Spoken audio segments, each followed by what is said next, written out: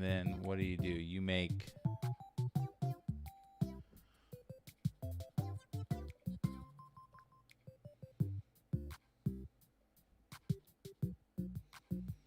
okay on submit token.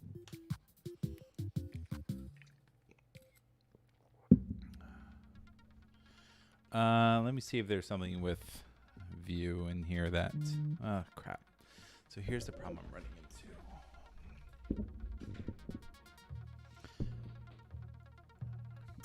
Actually, no. All right, RECAPTCHA view. I could do this. View RECAPTCHA. Let's see if. All right, how up to date is it? Is currently not supporting RECAPTCHA 3, which is what I want. So, all right, that's not going to work.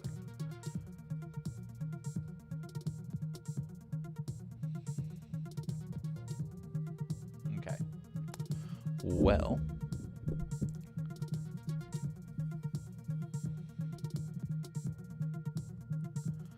just scan an article because I have a theory on how to do it, but I want to.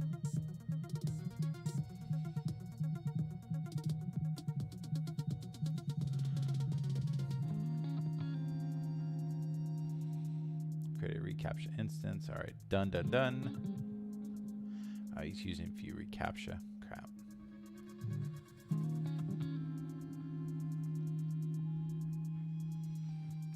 Okay, I might have to do this the harder way, which means instead of putting the script there, the script should instead go into index.html.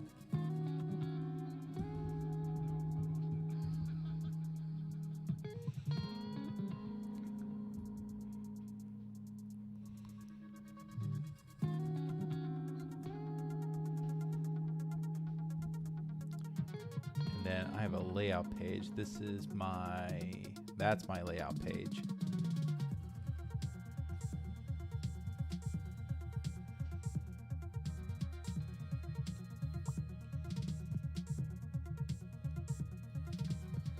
All right, and I have a button here.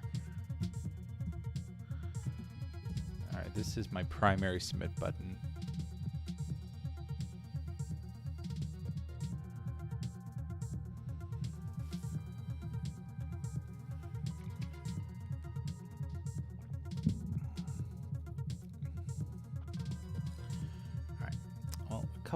Oh, am I in a branch? Let me branch this. So get checkout. There we go. Don't do this work in master. I would have made that mistake before. All right. So one of the things we can do is we can remove all this crud. Name act. All right, because I'm actually going to end up pulling this stuff over to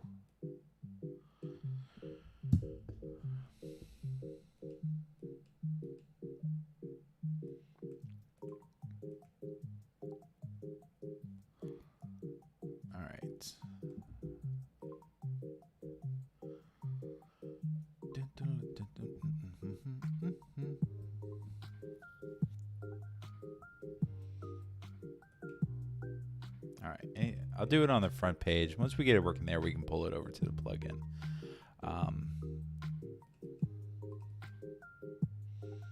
So we're going to call this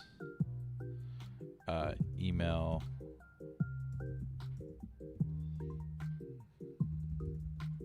sign up. And I'm going to add a ref to it. So it's ref email sign up. I don't think I need that yet, but we'll see in a minute.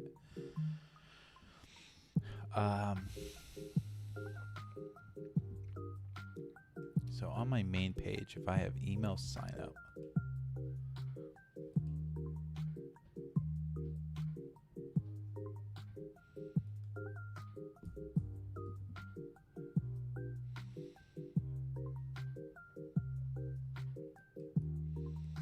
okay, so then on created, what I'll do is this dot refs.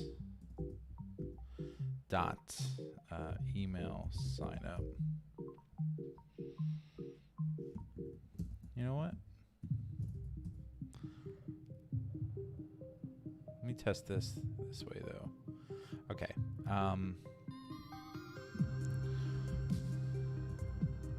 Submit.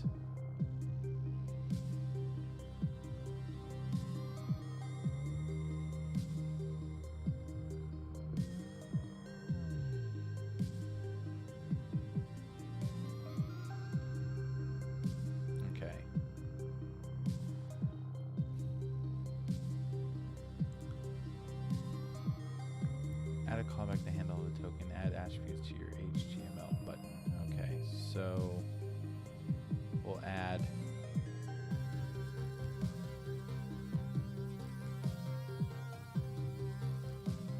no, I like this better. Programmatically invoke the challenge.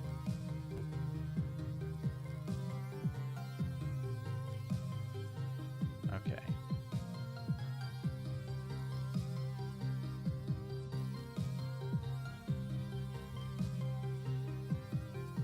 So we'll add a click event, which we'll just call form submit. Okay. And the part of that we'll remove. We'll temporarily remove the action.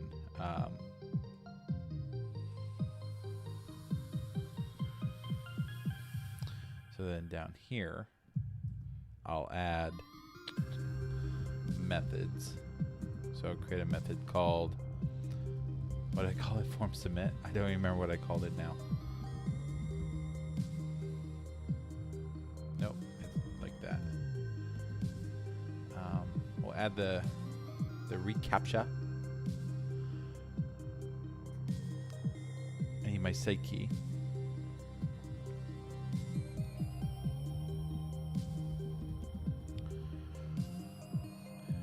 Did paste over here, so let's copy that.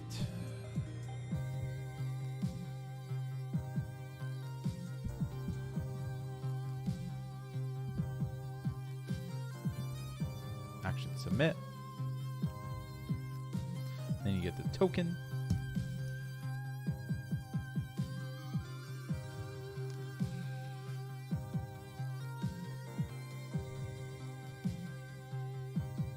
You know what? Maybe I could do this a little bit differently.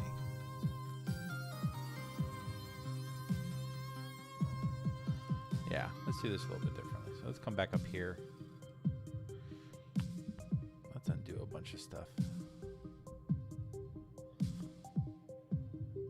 All right, let's get this back to basics. I undid everything. We're going to add a submit action on this. We'll call it form submit. Okay. On form submit, we'll say methods form submit.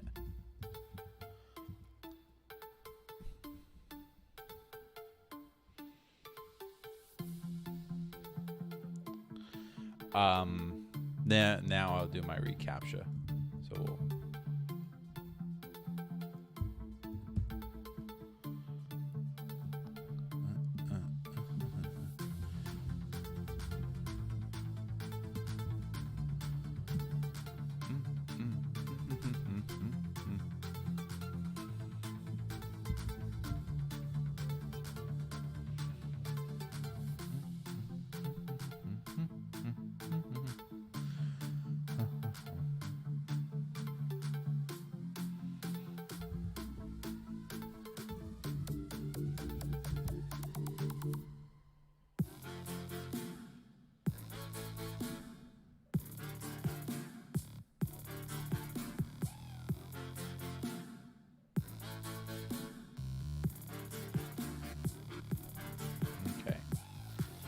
So return true will submit the form, but we want to add our recaption here.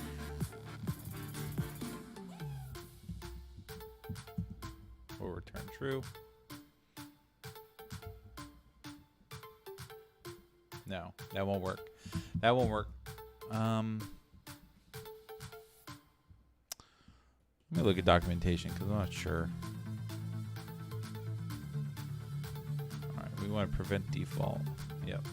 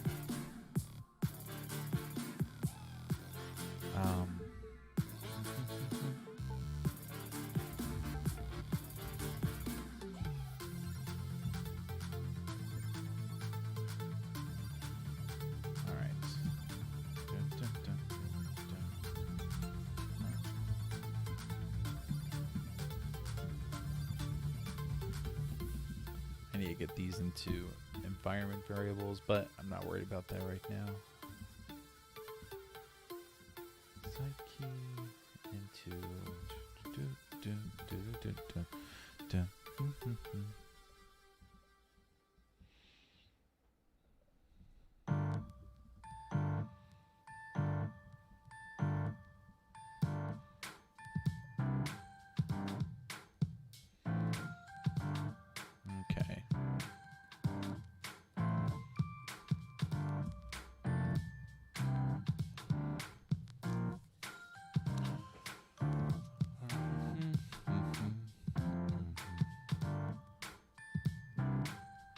Okay, that's right.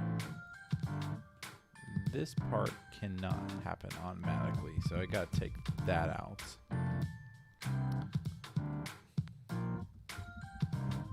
All right, then I want to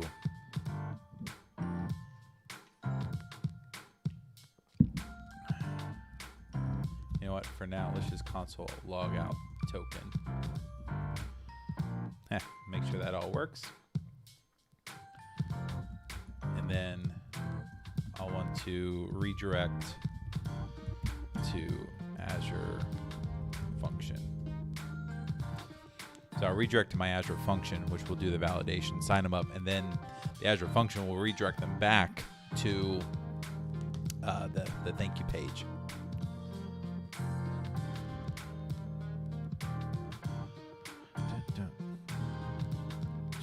All right, so we'll do that part in a second. Let's see if any of this works. npm run serve. Nope. Forgot, it's Gritsum. Gritsum develop.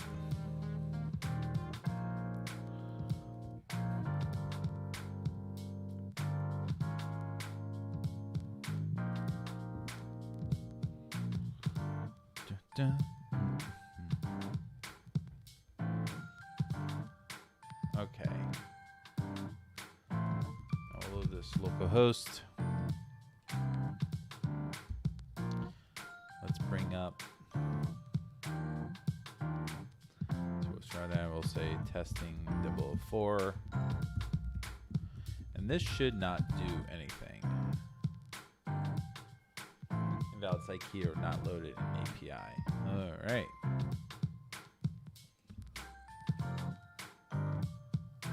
Oh, that's right. Because I didn't read the instructions. The instructions said, hey, Kevin, you should load. Yep, there we go. All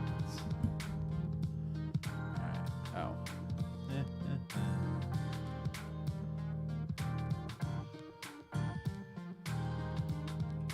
All right, so I'm going to do something that you probably shouldn't do, but you know, it's true.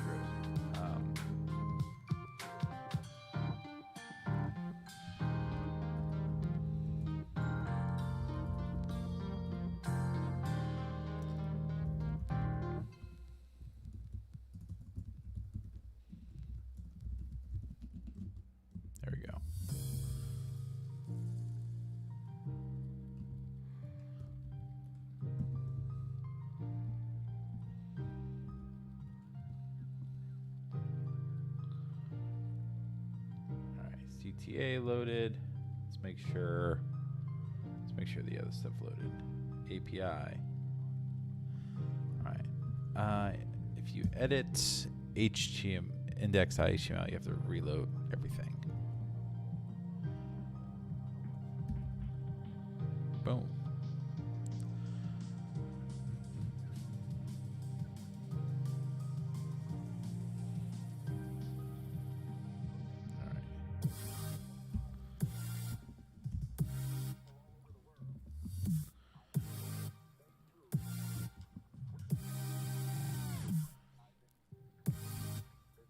Okay. Yep. It used the right way. Localhost is not enlisted. Support domains for the site key. Well, we can fix that.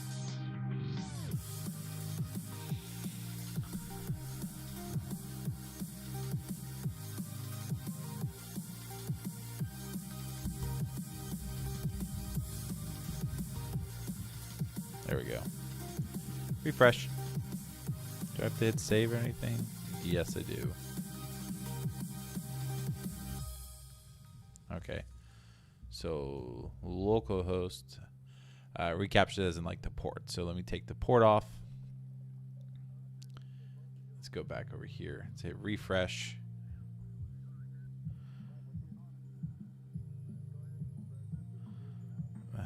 Localhost is in the list of supported domains. All right, let's see if we can get this far. Testing 004. Hit subscribe. Okay.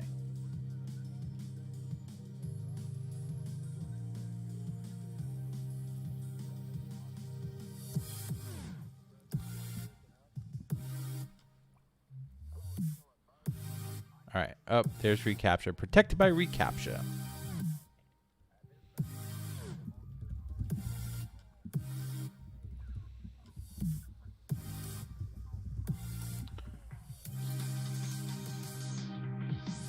All right. There's a big old token. That's going to go away in a minute. Okay. Yes. We have a winner. So now let's shoot over to my Azure function, where I want to, so basically I want to take this, we're going to create payload, and payload's going to have name, email address, token from reCAPTCHA, which we already know because we can pass in the token. I also want to pass in CTA location, which is going to be equal to window.location href. I think it's href. I think. Window.location href. Yes. Yes, that should be right.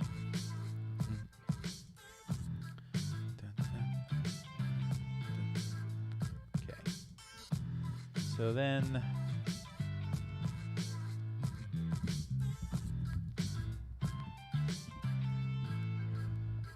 we'll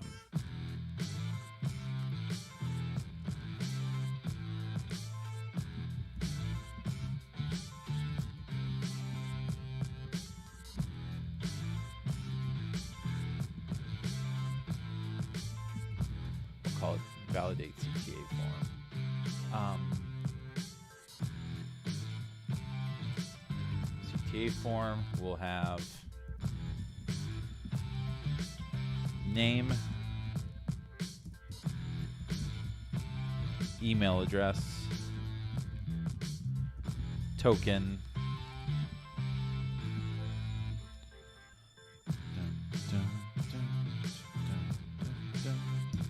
and then CTA. No, I don't want string tokenizer. CTA location.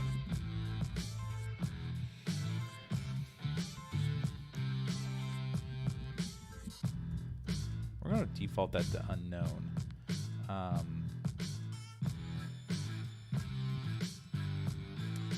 Okay. We'll leave that alone for a second.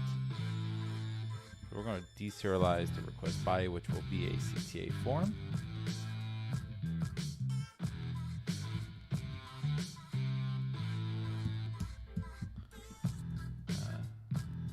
Change that to var. Validate RECAPTCHA token.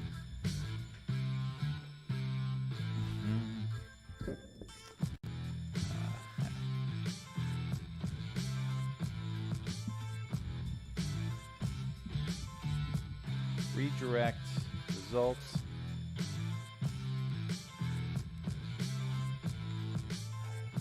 I don't even remember what my redirect result is. Let's look at my pages. It's up here in docs. Email, sign up. There we go. Thanks, sign up. Consult with griff.com/thanks sign up. Really, worst case, so every case scenario it should send that, unless there's a reCAPTCHA problem, then it should send a bad request. And do I actually process a bad request? Maybe I create, you know what, for now we'll just send it to thanks sign up. I figure maybe I want a case where you try to send it and I don't validate the token and I redirect you to an error page. I don't know. I think I'm thinking too far ahead, and it's not necessary. All right. Hey, is there a RECAPTCHA NuGet package?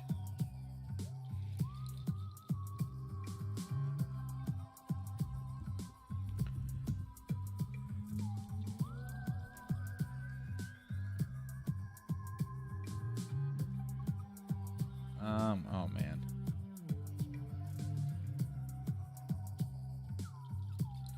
Well,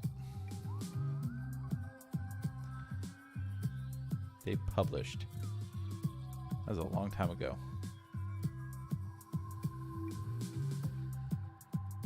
Nope, that's what?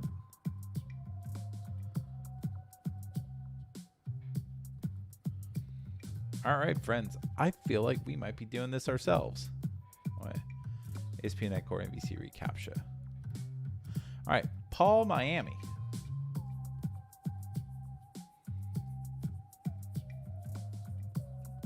Let's go look at Paul's site. This is the most recent RECAPTCHA thing in NuGet. Let's see what is here.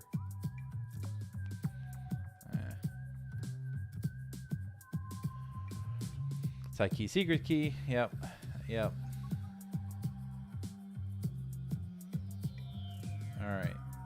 All right. I feel like we don't need to do all this work. We can just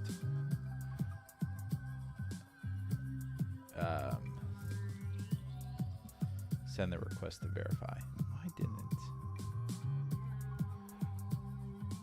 All right.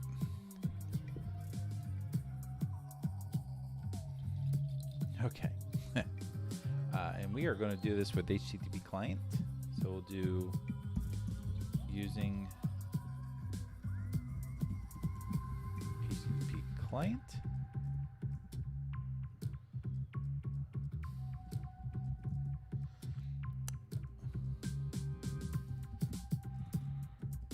Then client post async. We'll pass in T in a minute. So the request URI is site verify. Post parameters.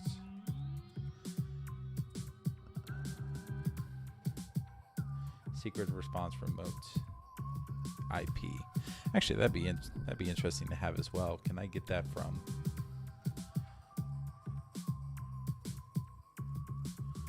All right, secret response.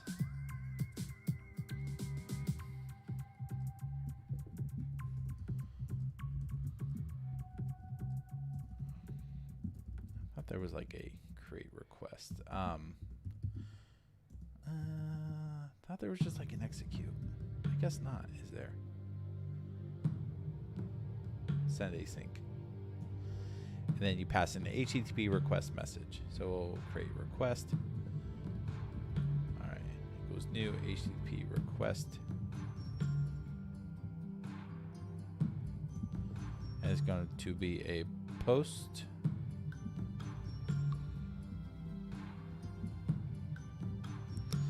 Two, and I already lost it in my clipboard. There we go. So then you want to add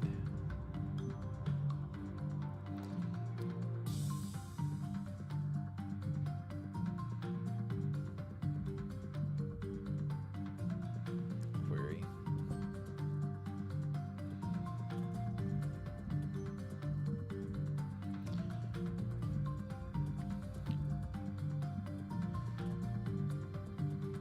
All right. I want to add a query string to it because that's what the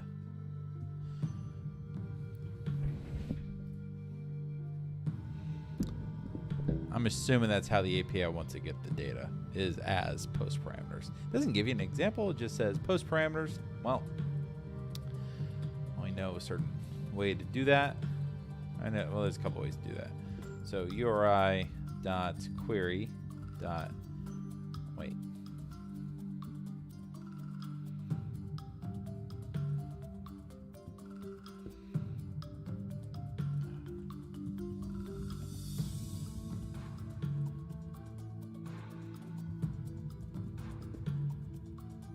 There we go. Add.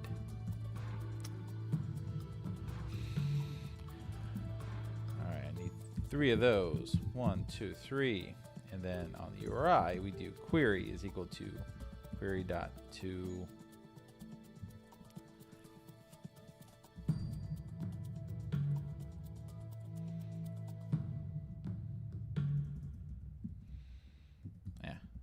I think that'll work the way I'm doing it. All right, and then we'll do URI to string. Okay, and then async.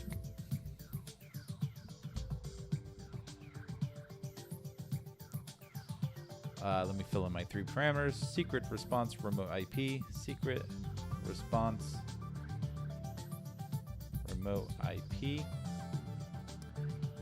If this is, will this even work? Request dot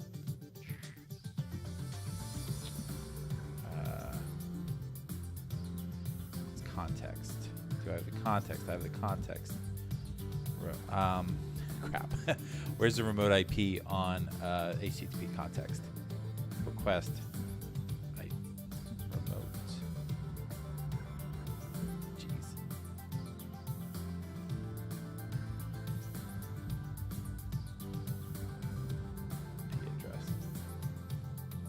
Yep.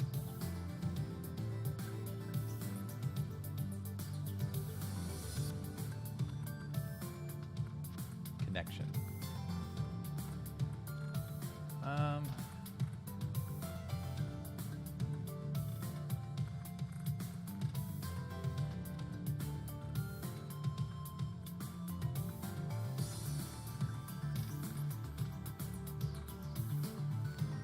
Actually, I think it's connection remote IP address, so we'll go with that. All right. There we go. That's good enough for now. So response is going to be the data token. And then secret is going to come from environment variable. So environments, get environment variable. We'll call it RECAPTCHA secret key. Okay.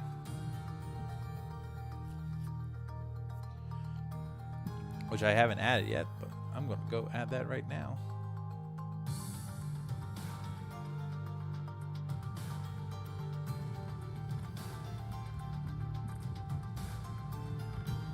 Okay. And excuse me for 1 second, folks.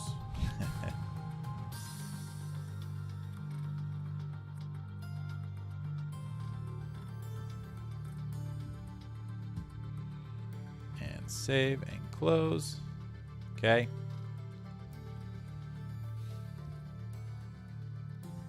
So then over here, I want to pass in. I basically can bind these, can't I? So we can add data. We have name. We have email address. I can make this a little bit more view infused. All right. Other things I can do. I can get rid of all this stuff.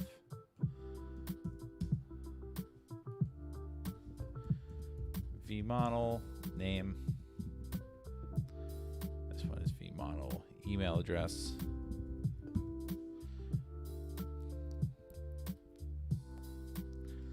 I technically don't need that. And then on submit,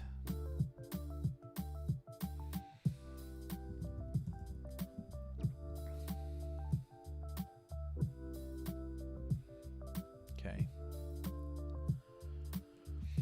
Let's pull out the logger for a couple minutes.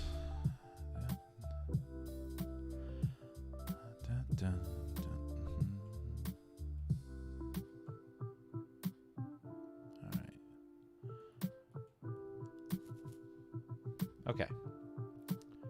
So now that we send a request, we get the response back. So this is going to be a response. What's the response got in it?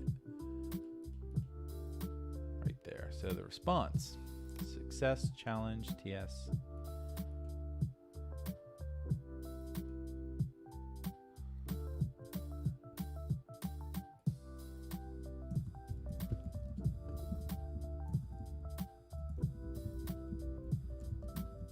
So the response will, you know what, we'll just copy that out for now. Let's put in a comment just for reference. So public bool, success, timestamp, ISO format. So I should be able to do this as a date time.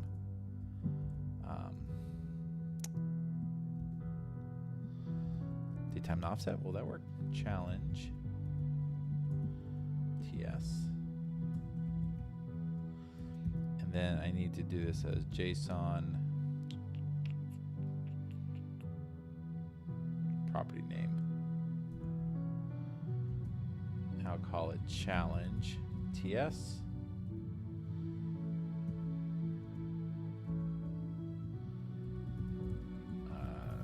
This is a string, host name. And then I'll do a list of string. It's not really telling me what's inside error code, so I'm assuming it's just a list of string. We'll call this error codes. I don't remember if I need JSON property.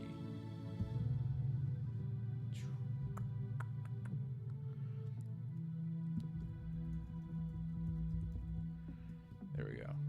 And that also means this can just be JSON property.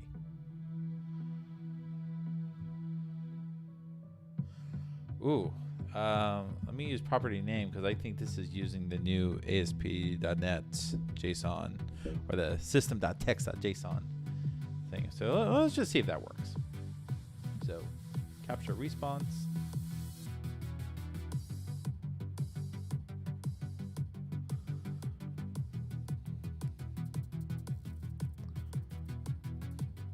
Oh, I guess it doesn't matter, does it? So this can just be JSON property. Because then I'll take response data, and that will be JSON convert, deserialized object. Nope. RECAPTCHA response. We'll pass in response.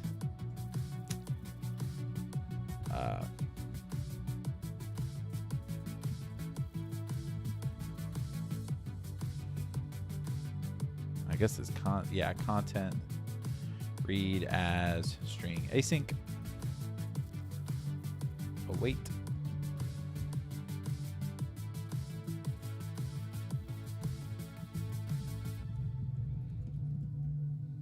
Okay, and then we'll pass that in.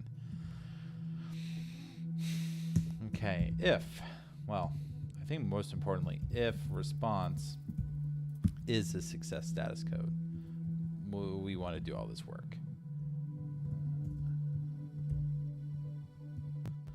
Else, will you know what? Will you let me invert? Yeah, invert the if. Bad request result. All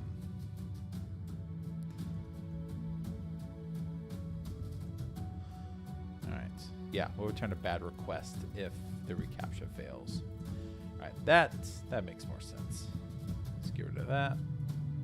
So then if response data success submit to active campaign, else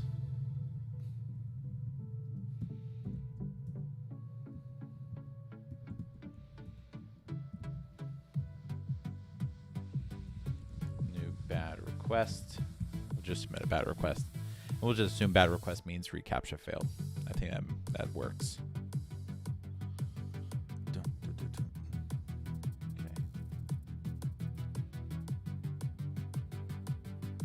And all right, so we'll to do this in a minute. Set a breakpoint.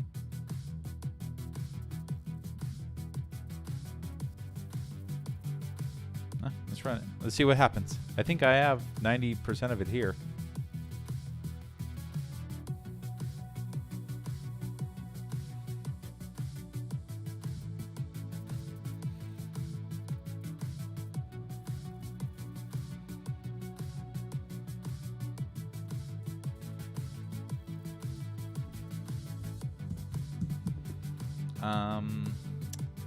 You know what? Just for fun.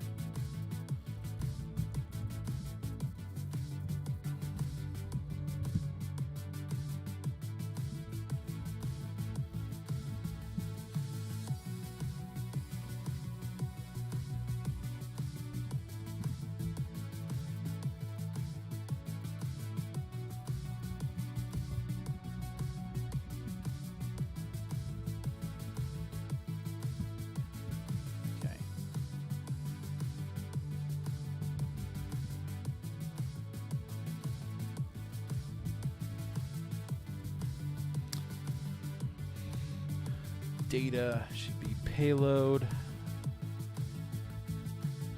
Then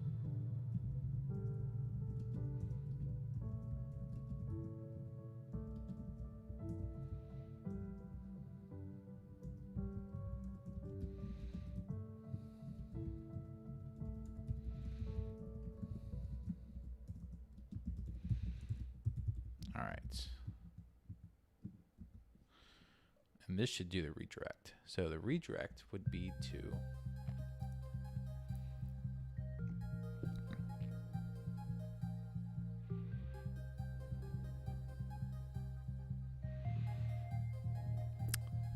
do I want to have this as an Ajax function and then, or do I just want to send it as query parameters? No, let me do this as a function, which would mean this is no longer necessary.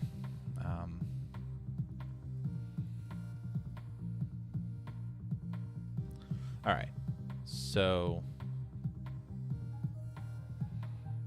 if status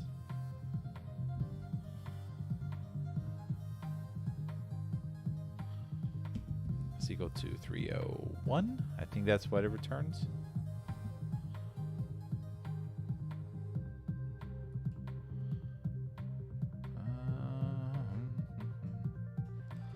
That's not helpful. I think it's 301.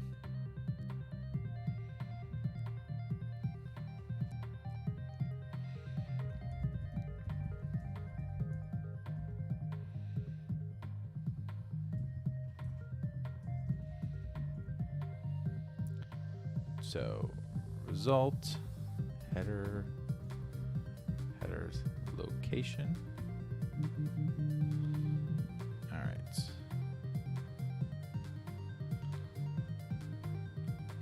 All right. Oh, hold on 5 seconds because my wife is calling me to.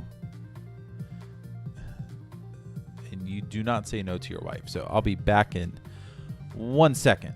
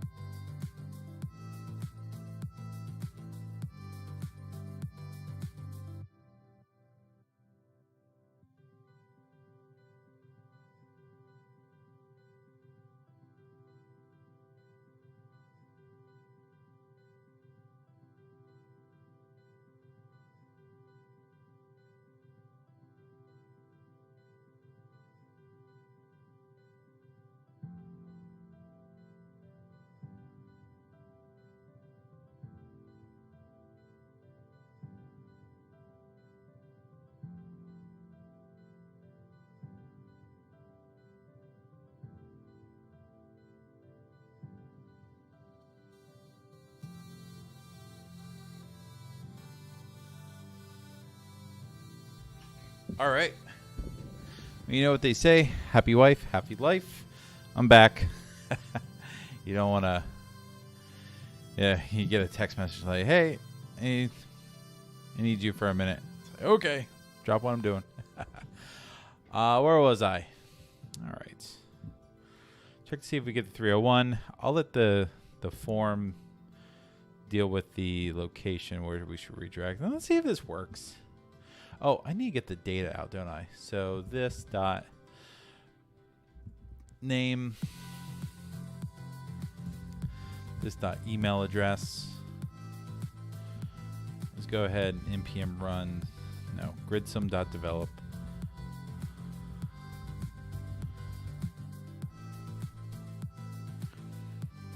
Nope. Jeez. npm run link.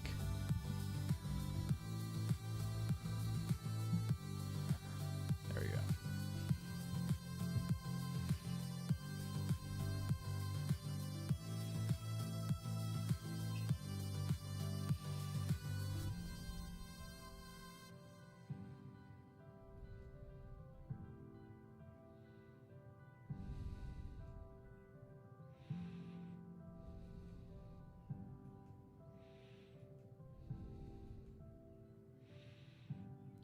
Let's see.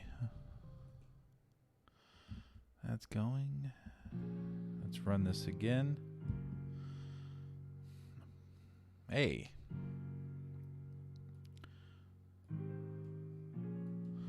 We'll come in here and do a full refresh. We'll scroll down to the bottom.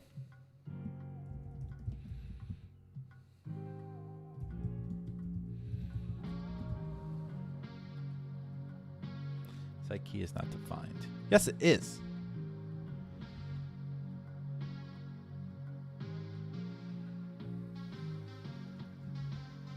Oh, because I changed it. It's now Windows. Window dot what? RECAPTCHA site key.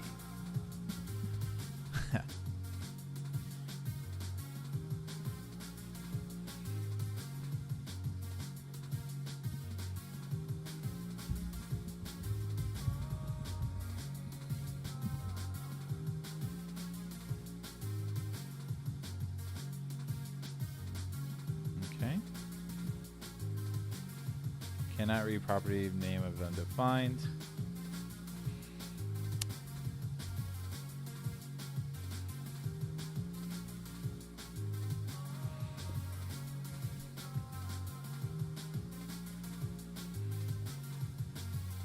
All right, this is gridsum, I bet. Oh, nope. It's because of that. The view state's not getting passed into the lambda. All right, that should work. All right, so let's try 006.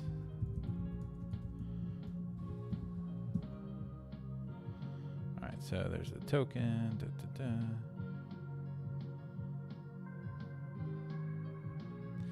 Name and email address are undefined. Why are they undefined? Oh, yep, because I have a double issue. All right, so this should just be a lambda. So a lambda to a lambda to a lambda. That's how you maintain your data binding.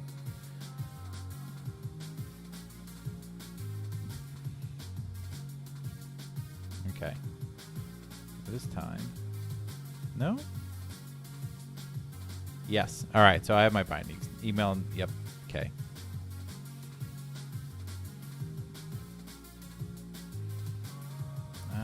Except it didn't call my function. Why not?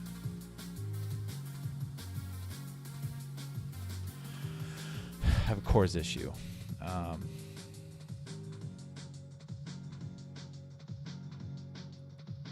didn't think Azure Functions gave a crap about cores. Well, that's new for me. Azure Functions cores. Hey, C# corner. Let's see if there's actually useful information in here. Yep.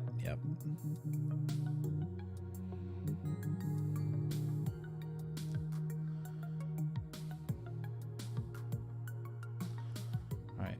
What about locally, like local testing?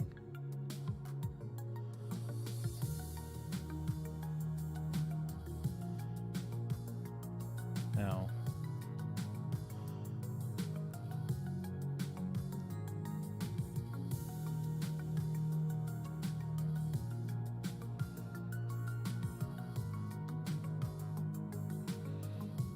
Cores. There we go.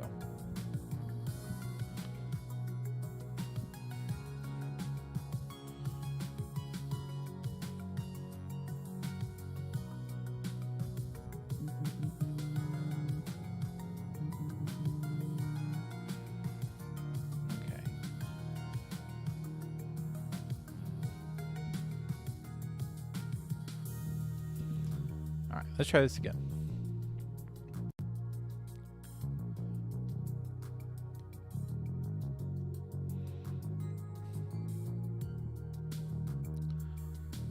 All right, grid sum is already running, so we'll head back over here. Let's close you, close you.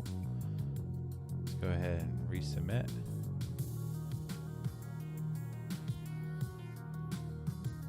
Hey. All right, I'm inside my function. I got all my data. So build our URI, secret response. Da-da.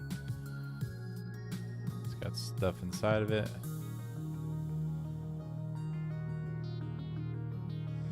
It does not have stuff inside of it. Why would it not have stuff inside of it? New query string, query, add.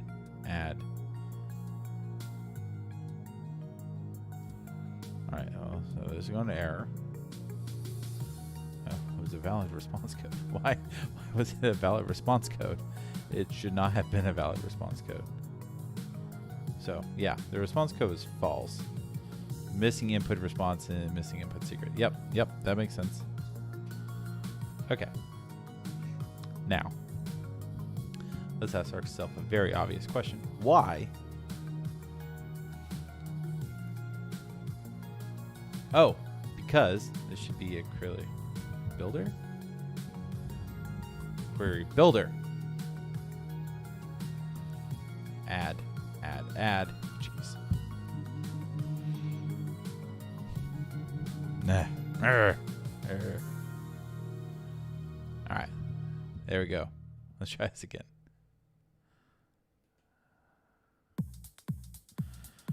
Good. It actually has data in it.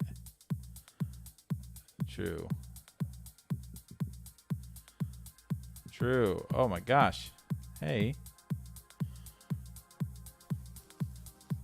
Okay, so I got a response.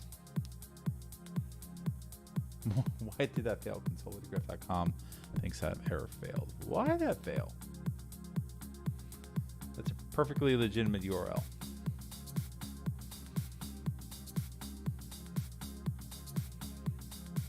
.405. What's 405?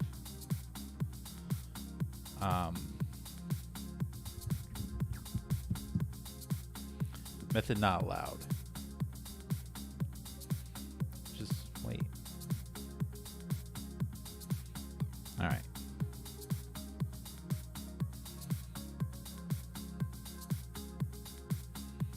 .302 found. Okay.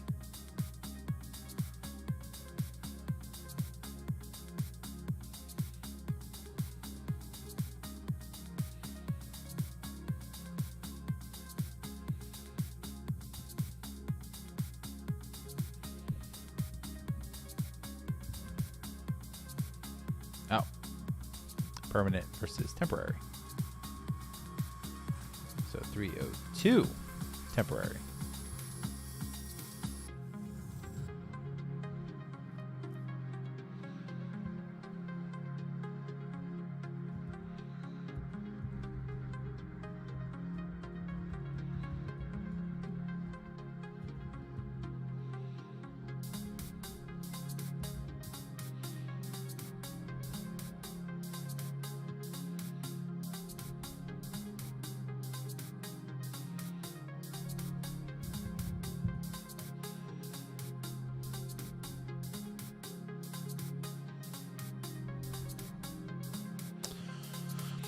All right, I don't think I have to do all that. I think I can just do window.location, drop in the location from the headers. That should work.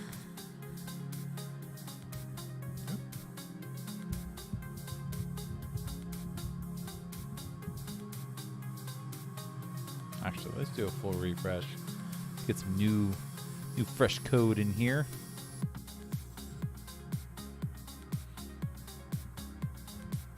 Subscribe.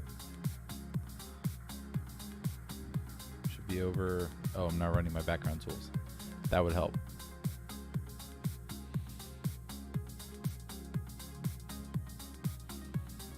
All right, let's try try it again.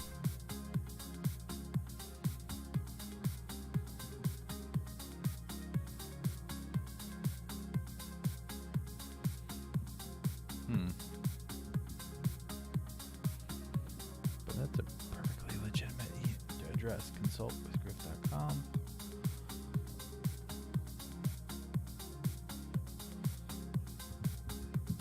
Oops. Oh, it's HTTPS. Yeah. Huh.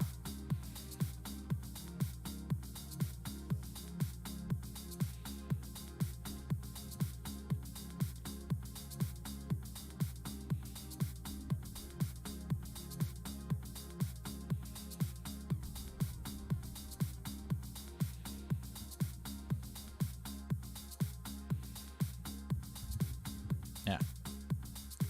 Okay. Actually, I'm pretty sure I have all the bits and pieces here that I need. The thing I need to do now is over here, I need to clean this up. So this all can go away. That can go away. Actually, that can go away.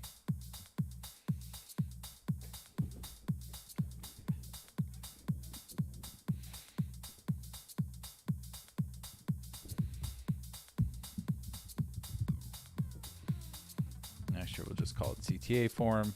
So ID is Cta Form.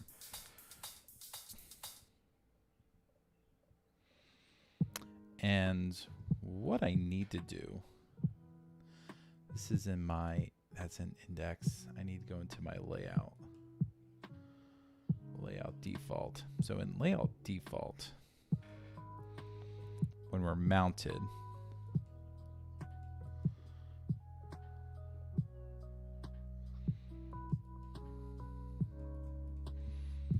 I need to get the form, if the form exists. If the form does not exist, it's all right. All right, so Cta Form. So Cta on Vidden listener.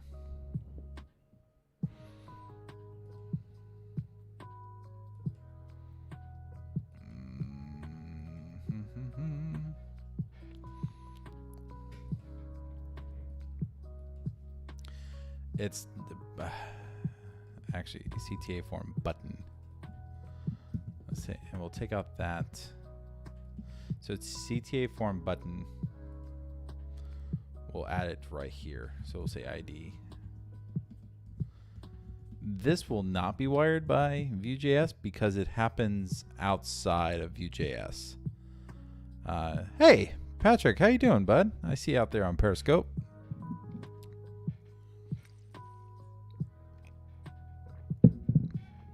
You know, you don't want to do front end stuff. It is a cluster and so hard to to deal with.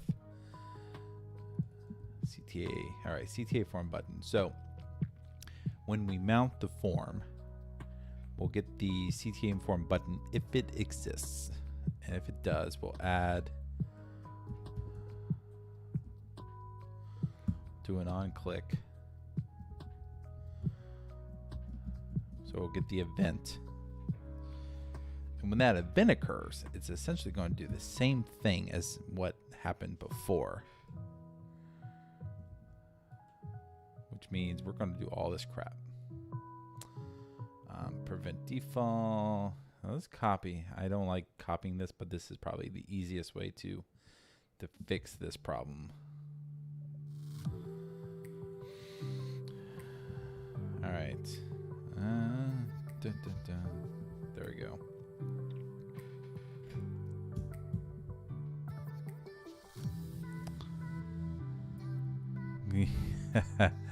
Yeah. So I'm using Memorial Day as I did like an hour of client work this morning, and then I decided to use like a good portion of the day to just clean up some to-dos I had. This is one of my to-dos on my list. And then I'm going to spend the rest of the afternoon with my kids.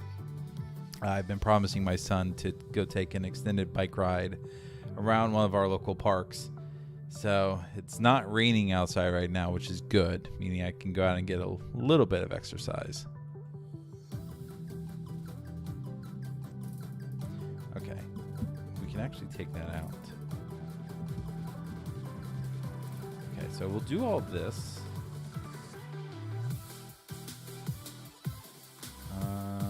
All right, leave that alone. Leave that alone. Okay, so I have code in 2 places, which kind of sucks. But I don't think it's a terribly big deal.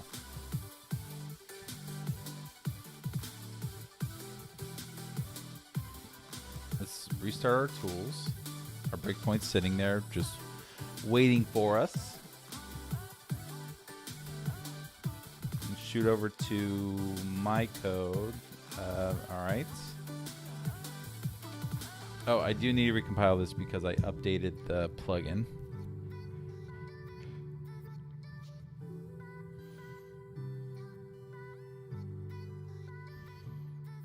And we wait some more.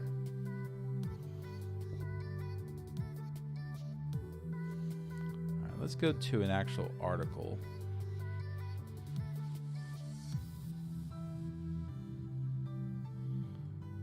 And we'll scroll down. All right, so here we'll do 007. Haha.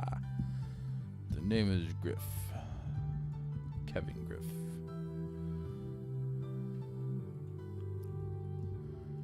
.007. All right, that did a whole bunch of stuff.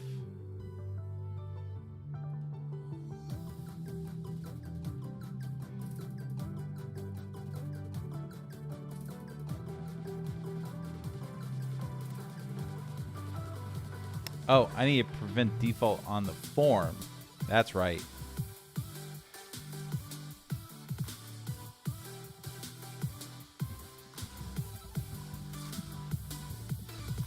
Documents, get elements by ID.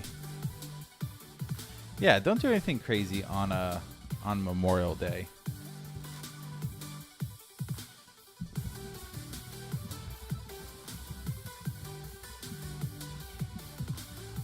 So on submit, we'll do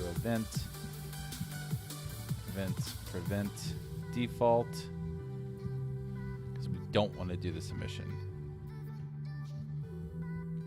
And we want this to happen in default. So everywhere. Oh, this is gonna screw up. Will this screw up other stuff? It should not, as long as I don't name. Yeah, as long as I don't put any names in there, it should be fine. All right, let's go ahead and let's restart.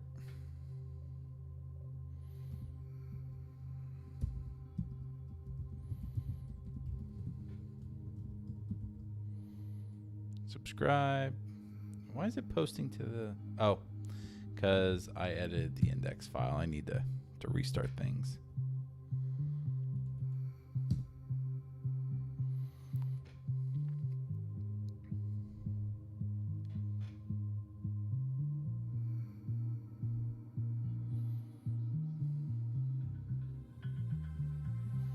All right. Do a full refresh just in case. I shouldn't need to. I love the little reCAPTCHA thing over here. I'm going to leave that. That's not a big deal.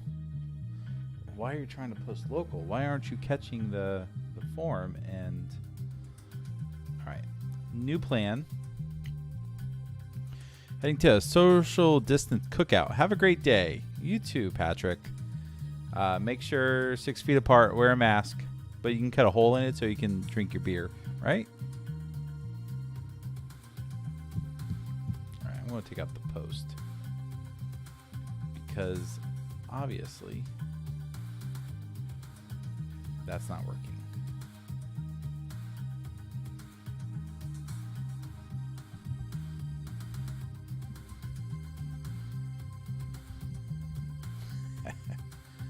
Anyone else put like dumb console logs in your application?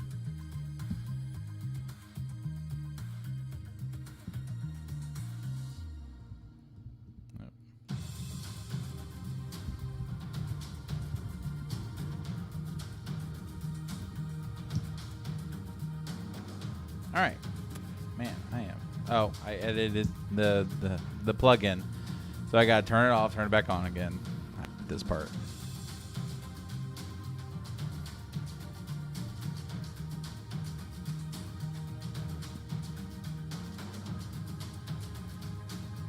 Okay.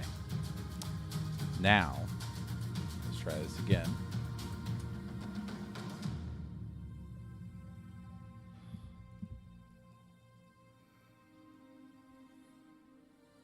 All right. That did not work as planned. Did I hit my whoa?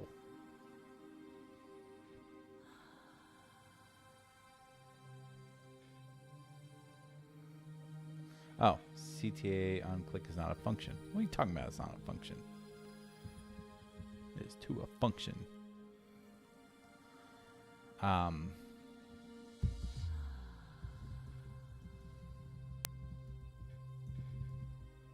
Add event listener.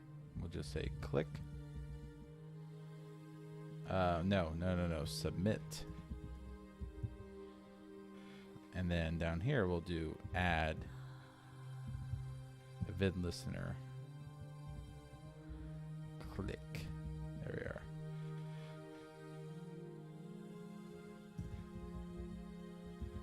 Submit. Okay. Making sure I'm doing that part right.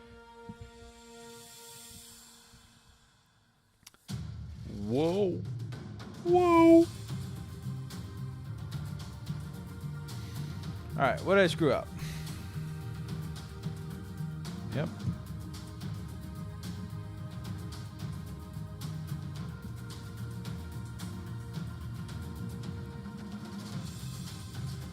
All right, give me some of that fresh console stuff.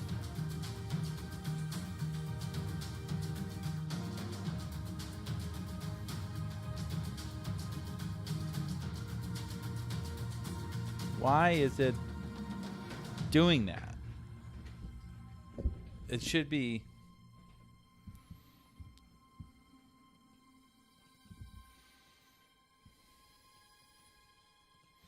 ID CTA form. Okay. Well, which means there should be, if I go up to the form, so the form itself should have event listeners on it, right?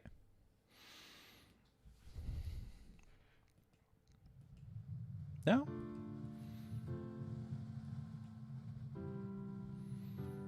Okay. Well,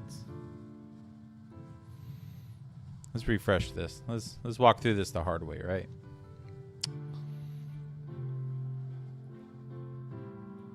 Okay, CTA form is CTA. Got them.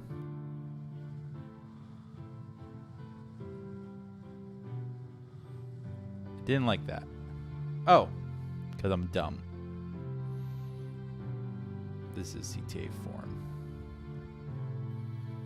Because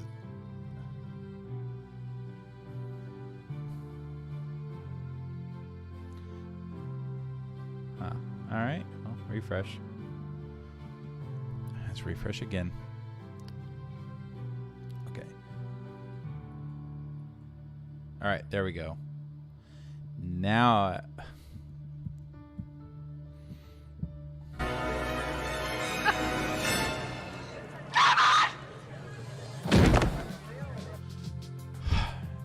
click on click. Spoke. This is what I hate about magic strings. They're so easy to screw up. Okay, so let's try this again. Refresh.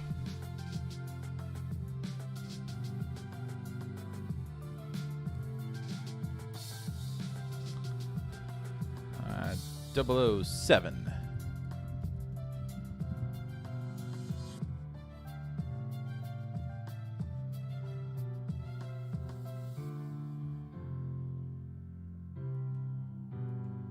Axios is not defined. Axios is not defined because, that's right, I did not import it.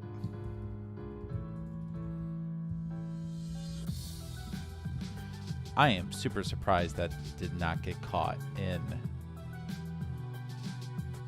this. That's weird. Okay. Well, let's try this all again.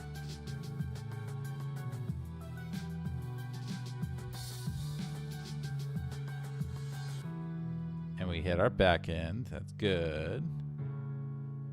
All right, and then it's not doing the redirect for some reason. Not quite sure why. Not going to deal with that yet. Consult with grift.com. Error failed.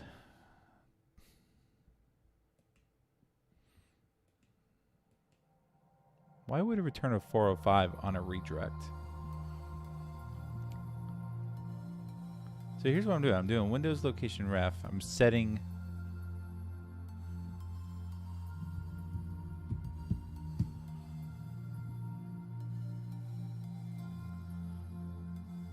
I don't know. Well, maybe it'll work if. Okay. Now, let's worry about a case where something fails. Well, you know what? Let's not even do that first. Let's go ahead and let's add our code for active campaign. Is there an active campaign NuGet package? That would be nice. That would save me so much trouble.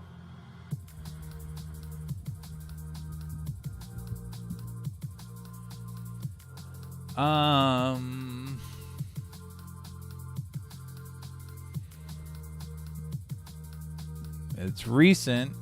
iSoft active campaign. Nope. Nope. Nope. Nope. Nope.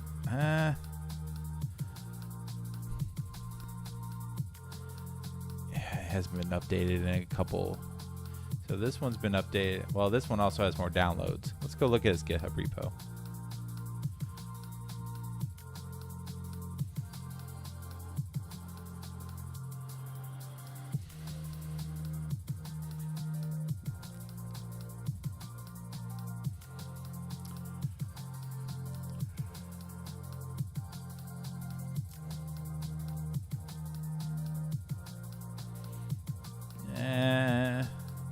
No. All right. API. Let me just develop against their API directly. This might be easier. API documentation,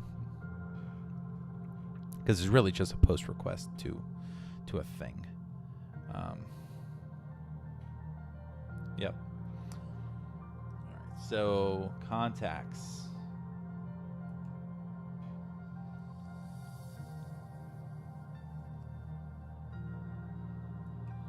Actually, forms. List all forms. So I'm not submitting to a form technically now. I'm submitting just to an endpoint. So I'm adding a contact.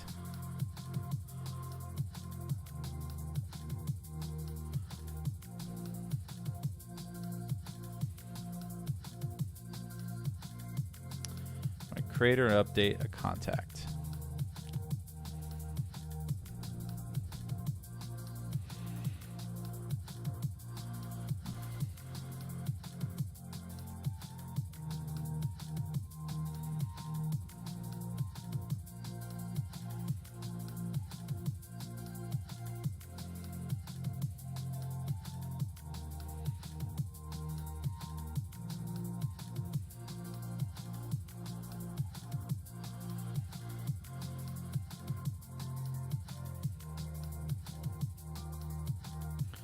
Okay. So status. I want to create or update a contact.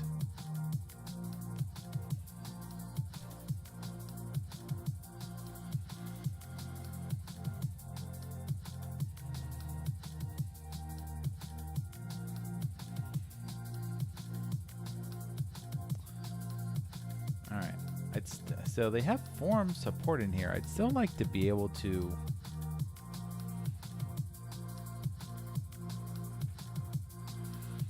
All right. I might take a slightly different tact on this. Let me go into my forms. So there is.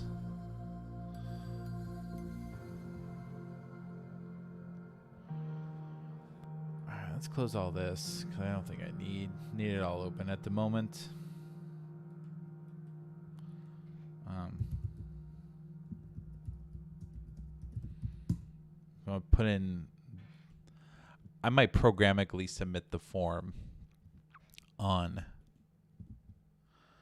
my, no. So this is the form. Yeah, it's a big form.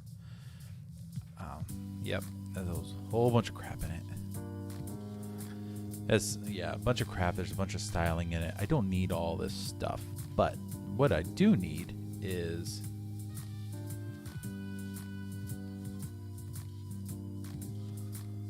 I need this stuff. UFS.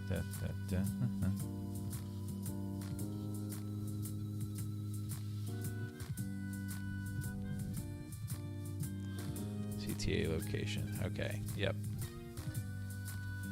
And somewhere in here we talk about CTA location. C fields 8.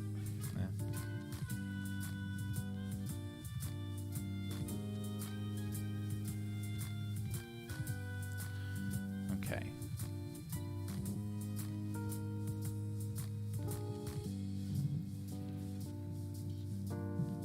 All right. Actually, I want to try building this in Postman real fast. Because I want to do this part programmatically, but I want to make sure everything works. So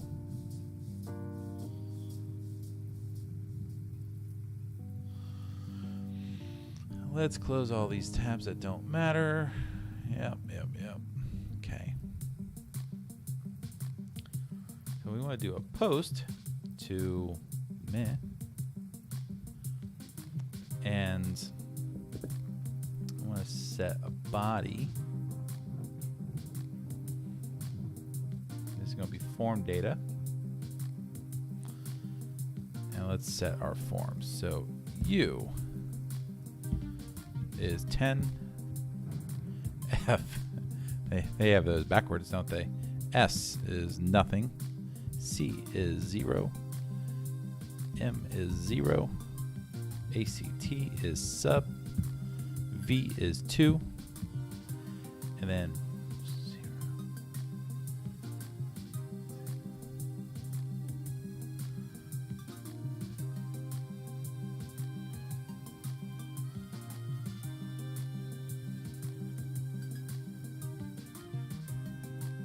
C fields, so CTA location.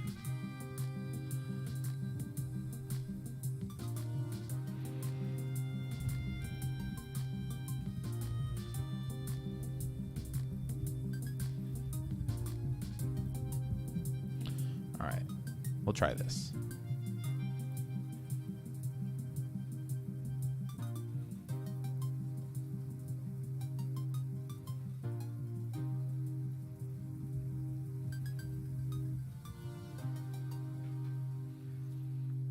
All right, so name here is field 8.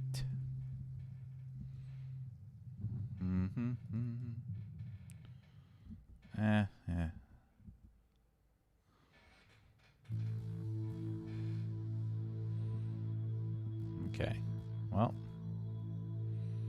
I don't think there's anything else special on this. See what happens. 200, okay. Come on, where's my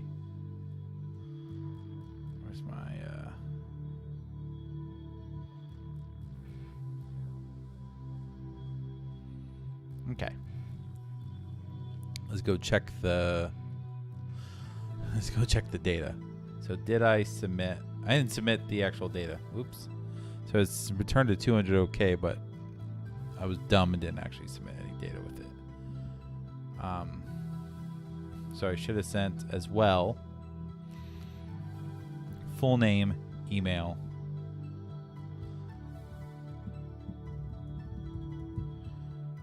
and then email.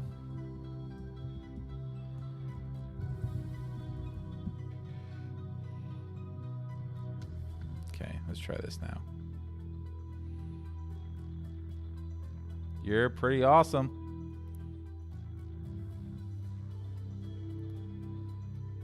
Yep, that worked. So So if we go over into SwiftKick email,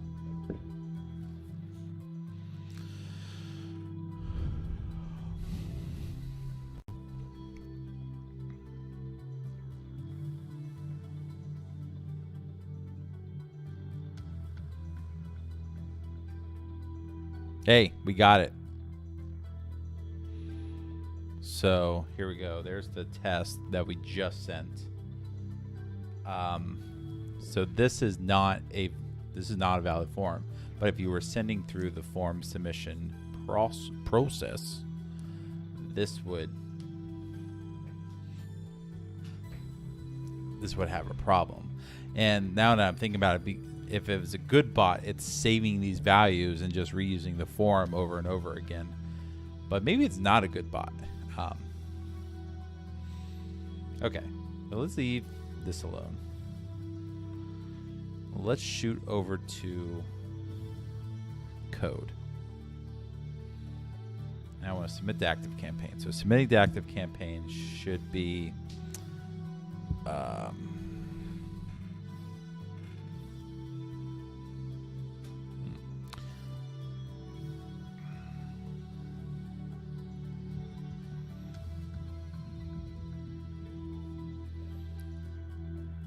so I already have an HTTP client, so I need a new request.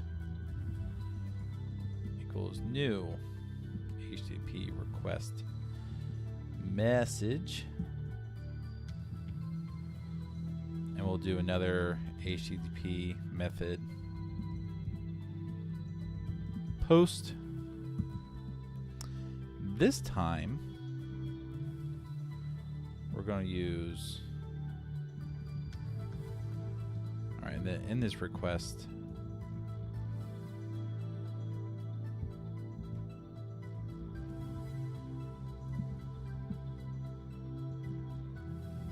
you can't. So, what's the best way to form HTTP content?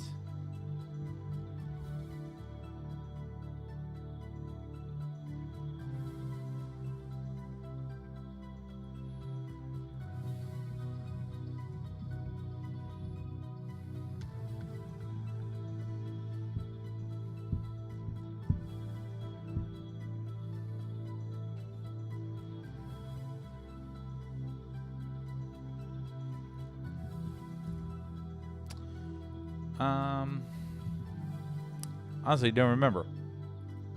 Let's see.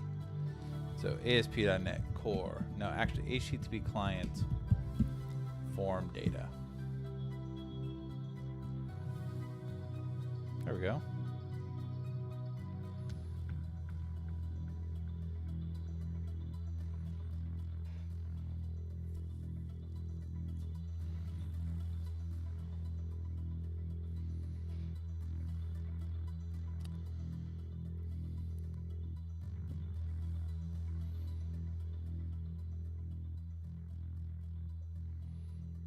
So, all right, what was this? Request content. There's no add. Yeah, why would there be add on HTTP content?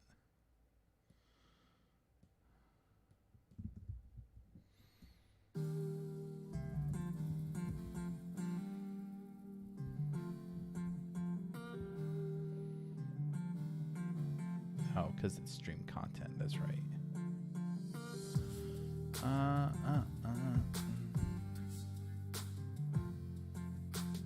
So, okay, multi-form. Yeah.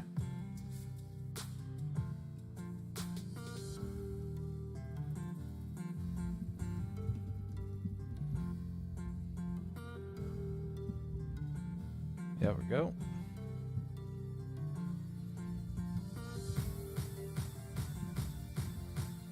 Add.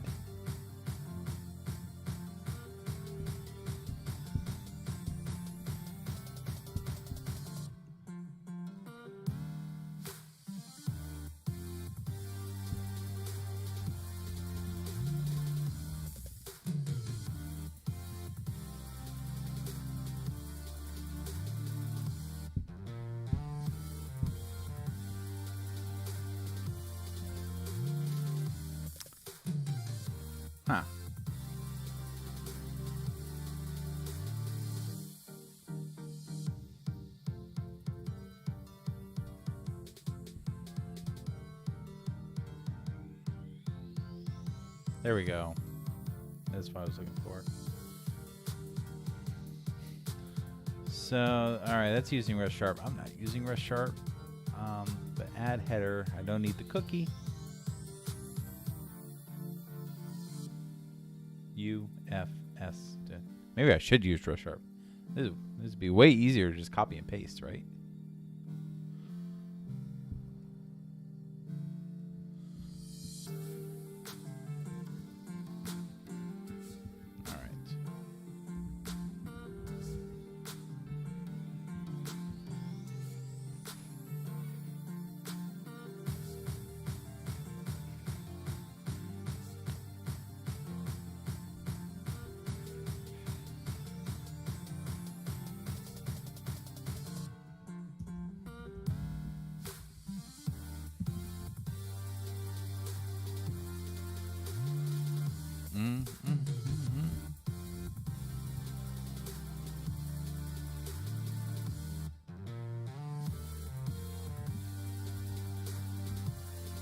All right, help me out, Visual Studio. Hey, I can generate that for you, Kevin. There we go.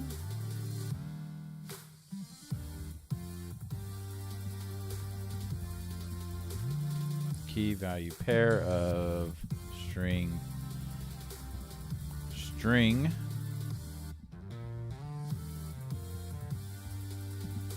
add, no. Screw it. I'll just use the list. So add new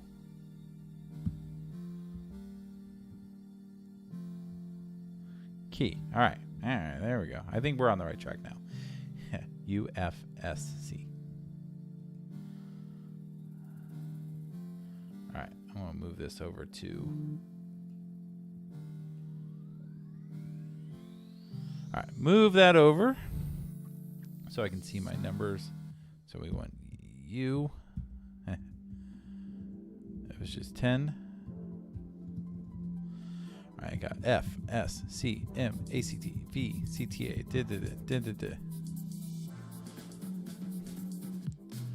All right, F, S, C, M, A, C, T, V, CTA location, full name, email. Let's fill in the blanks. So data, email address, data, name, data, CTA location. V was 2, ACT was sub, M was 0, 0. This was just nothing. 10 and 10. Okay. So form content. And then what? You make the request content equal to form content. And then you do request dot post. No, it's send a. No. It's client send async request. And then response. Yep, response. Let's await.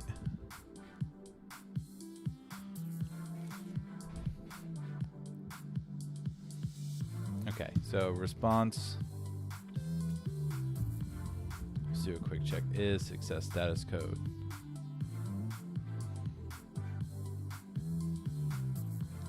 Is not success status code. We'll do the same thing we did up here. We'll turn a bad result. Yep.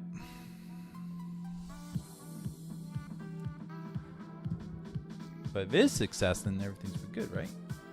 Let's go ahead and set a breakpoint right there. Let's do an end-to-end test and see what happens.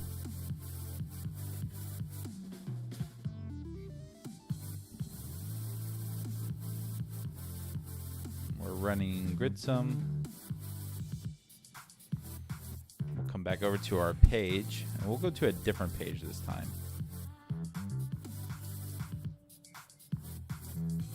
We'll do remote tools. Do I have a call to action on here? Yes, I do.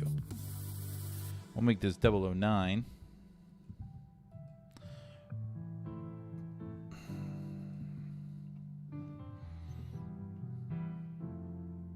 $200, okay. All right, and it's not redirecting for some reason. I wonder if that's just because it's a localhost issue. I don't know.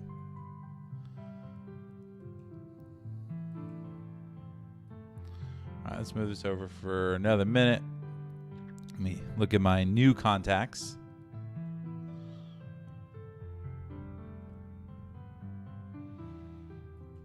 All right, and what we want is unconfirmed.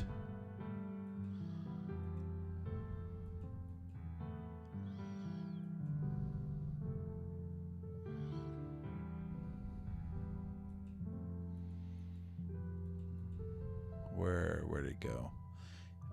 So that was 008. I just did, right? No. It was 009.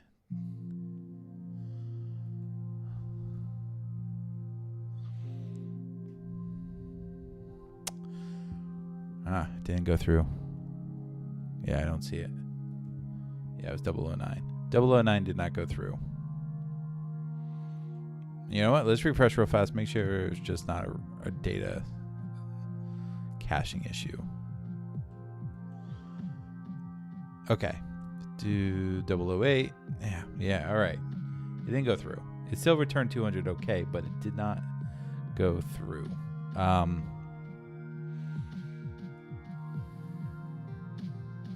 You know what?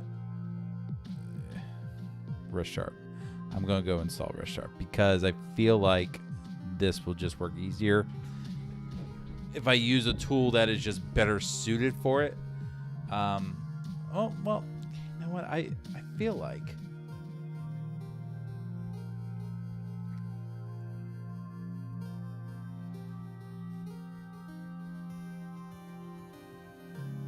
post async. I'm doing a post. Oh, okay.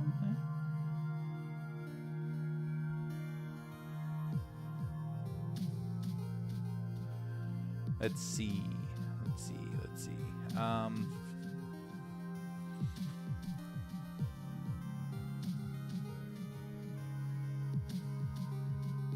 right, let's run this again. Because I want to see what the output was.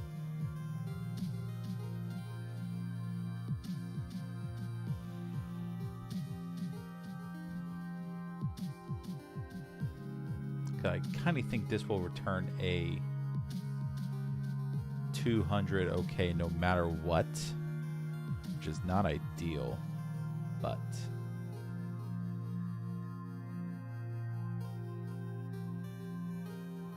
yeah.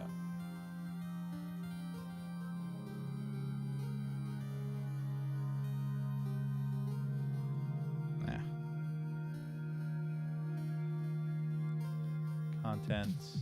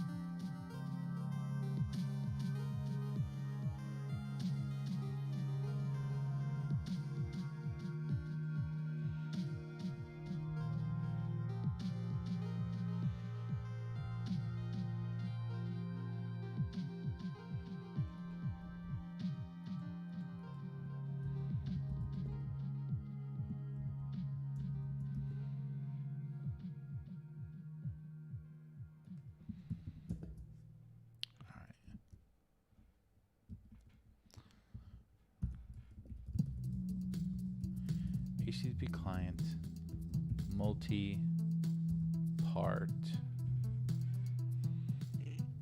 form data content. Yep.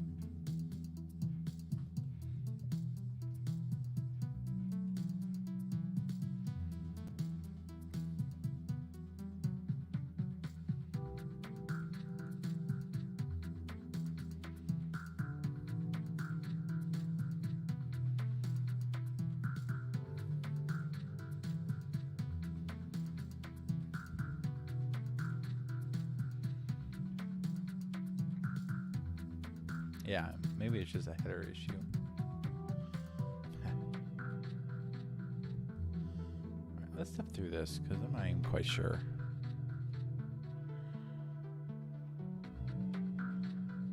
Oh man, I'm getting into the zone. How are you all doing out there, chat? I don't see any chatter in the chat. That's why I'm not really talking too much to you all. But if you're out there watching, say hi. I'm here to just hang out with you all. Let's run this again.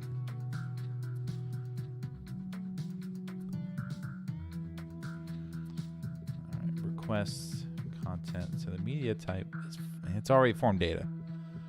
So why?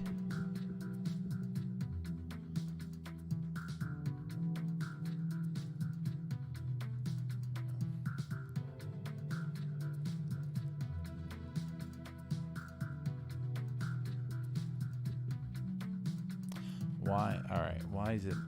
Well, maybe it is. I'm just dumb.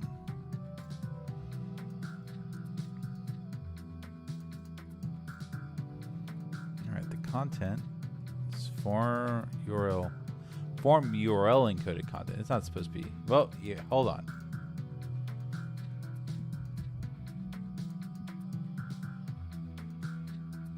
Wait, that's not right. Was it?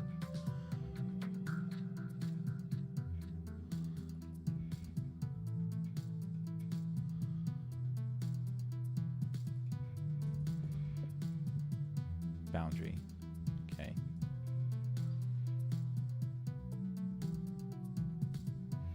Hold on.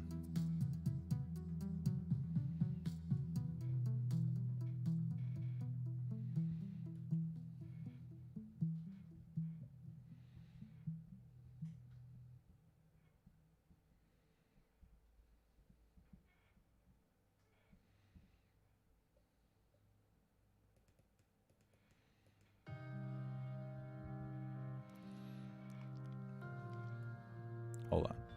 All right, let's jump up here a little.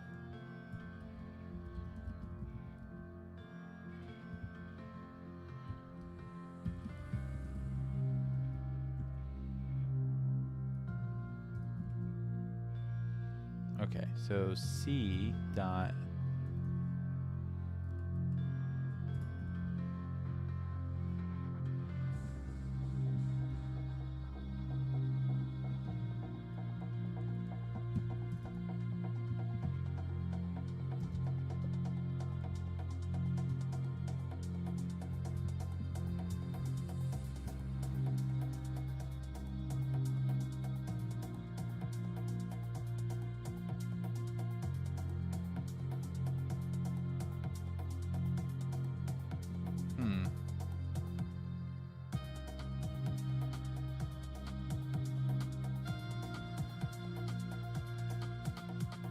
Okay, I think I got this. So new string content.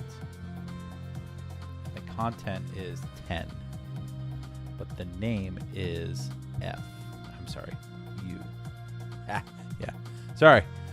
Well, I wasn't trying to say FU. Like FU. All right, let's do this again. So F S C M ACT V CTA location, full name, email, and then we'll use email address. Let me stop debugging. Then data.name, data.location, CTA location. V was 2, sub, M was 0, C was 0, S was blank, F was 10, U was 10. We can delete all that crap. Then this was just C. No. Yes, that's right. Okay, so form content. No, I'm dumb. C. We can delete that stuff. I know I can simplify my using, but I'm not going to.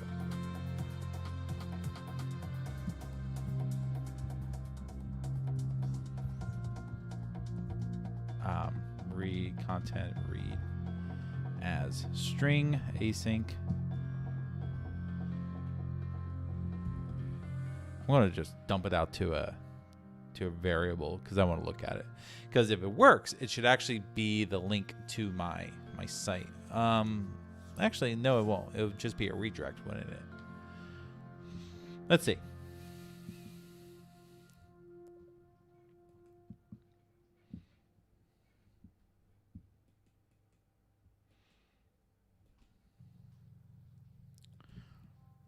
All right, go back into my site. Let's go here. Let's click on 009. All right, so we'll add our stuff. Uh-oh. Uh-oh, I did something. Something happened. Argument null exception. What? All right, one of these was null. Why was one of them null? So Cta form. What did I send? I sent Cta location, but I didn't send name. I didn't send name and email address. Why not? Oh. Yep, I know why not.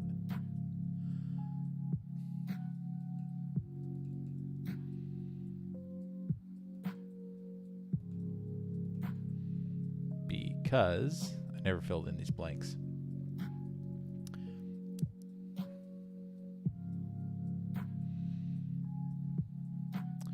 So this would be a document, get elements by ID. I hate doing it this way.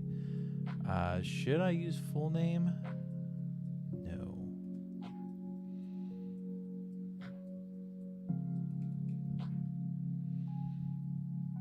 Can I be smarter about this? Document, get element by ID, Cta form. Sorry, that is super small, folks. I'm sorry.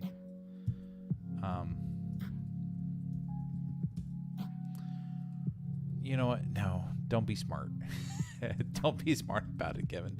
Cta form, full name. And then we'll also do email. There we go. Nothing smart about it. Cta form, full name. And I think I just want the value off of that.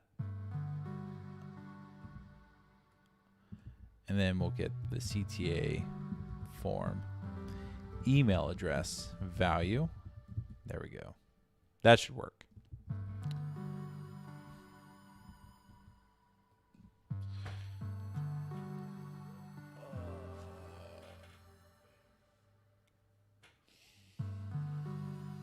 Okay. Let's try this again.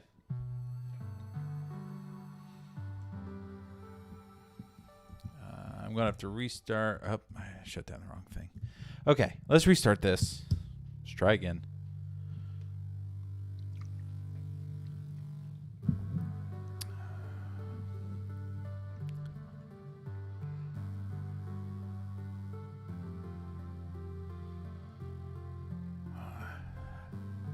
So, anyone out there in the States having any big Memorial Day plans, cookouts, all that good stuff?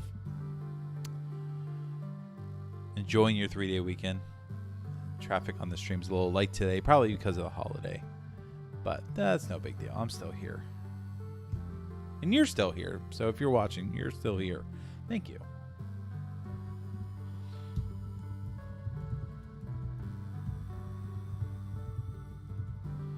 Let's try this again.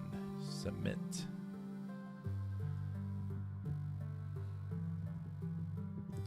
All right, so CTA location, name, and email address should all be the same.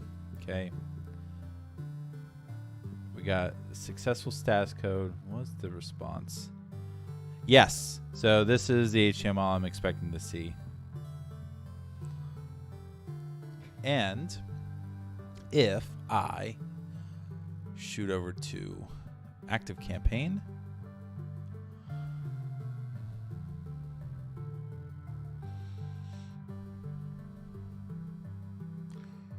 Mr. 009 is in the app, so we're good to go. Except it did not fill in CTA location correctly.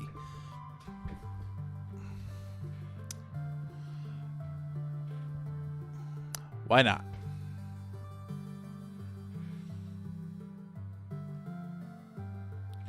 Hold on, let's go back. Let's go to Mr. 008. 008. I think 008 had a correct CTA location. Did not. Let me go in the Postman. What did I do wrong in Postman? All right. Well.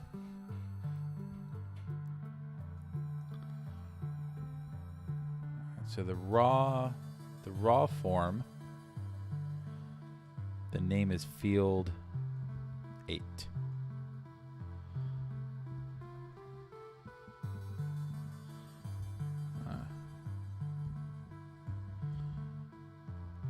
So 8.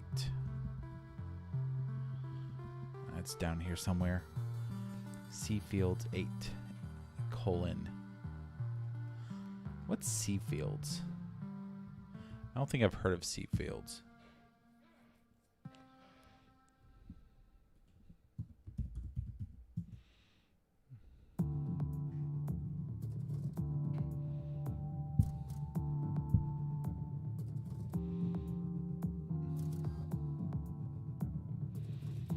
All right, well, what if I just do this? What if I take Postman, tell it Field 8. And let me change the number. So this is not going to be, we'll call it 0010. Hit send.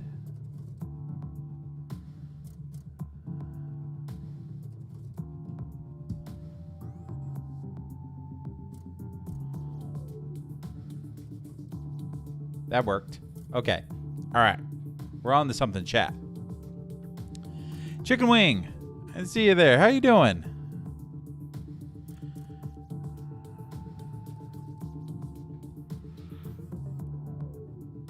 There we go. All right. So now I'm ready to do an end-to-end test. See if this all works. If it does, I will post it. I will just deploy it live. Man. All right, local host. That's all up and running.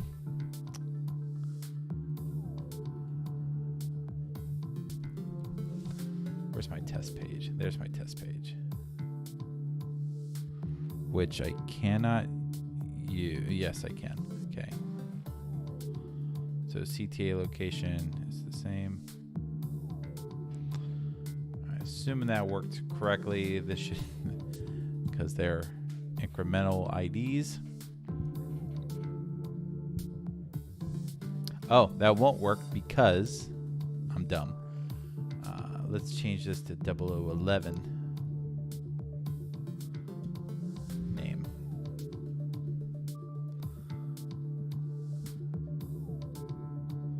Okay, so now this should work.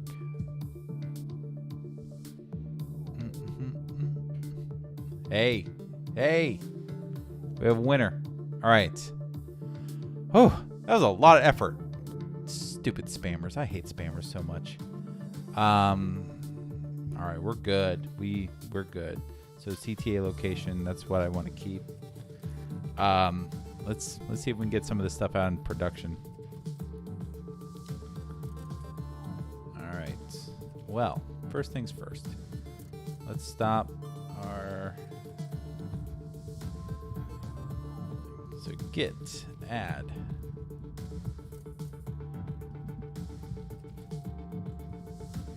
What's wrong?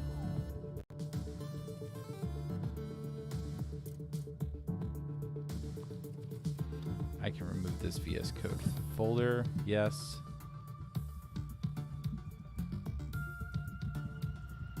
Call this a init. I don't have any place to put it yet, so we won't put it anywhere. on another screen, I am going to go to Azure. I'm going to set up. I probably want to do this under my personal account. Yeah, I guess it doesn't matter, does it?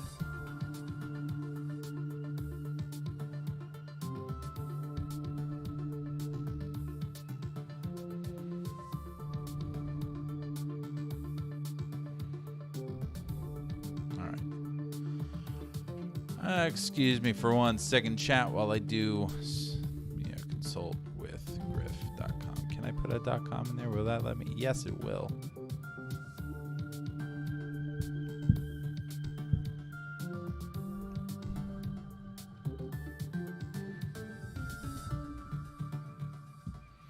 All right, we'll create a function app. I like function apps because they don't cost anything.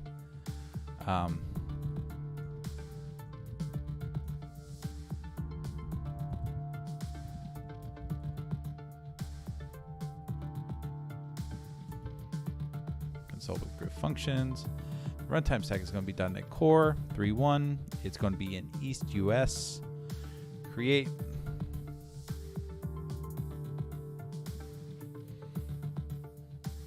I'm so happy with this. I think this is going to work really well. And we'll see if I need to. I have to go delete so many spam records in my app. Not looking forward to that. All right, create. Go do your thing, Azure. Then we'll come into here.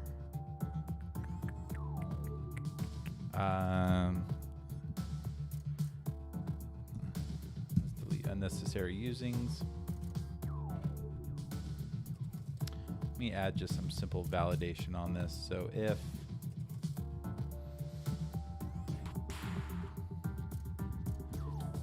string is null or white space,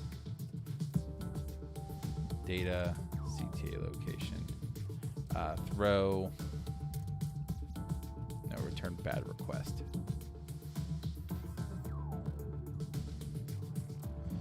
And our new bad request.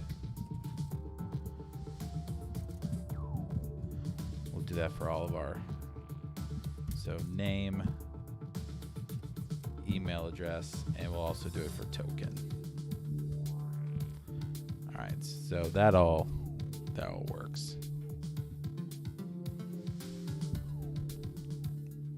Get my published profile for my stuff. Save.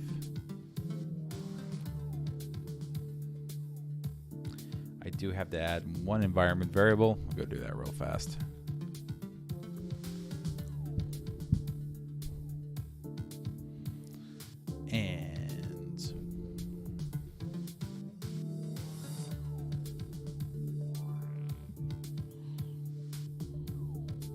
Save, continue. Then we'll go into deploy, publish, import from downloads, publish.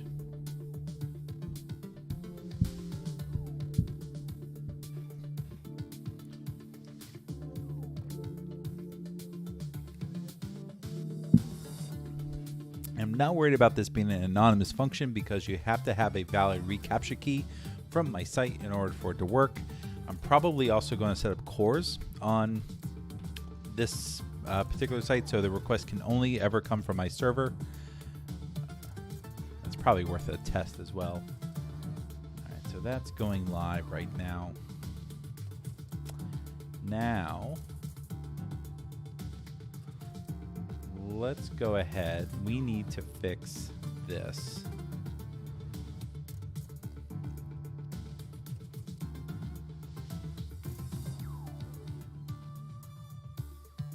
Gridsum config.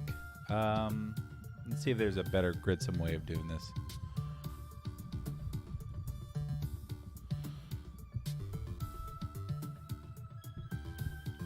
Project configuration. So let's see. Can I set my own custom config in here?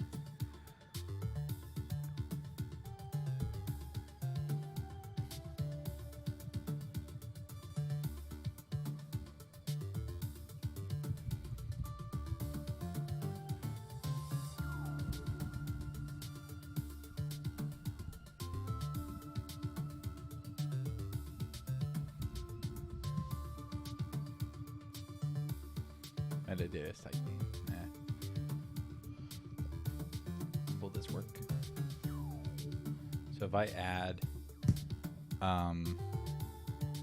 functions URL and I drop in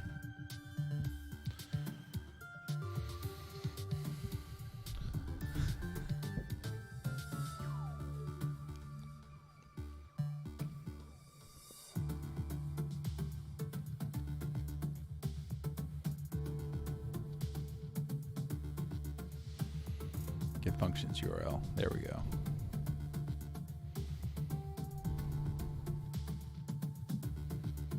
No, that's not what I want. That's what I want. All right, so technically this should be HTTPS. Griffin function. Let's take off the end.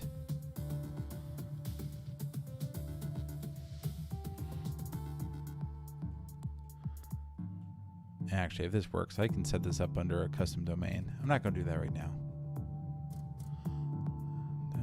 All right. So if I do that, can I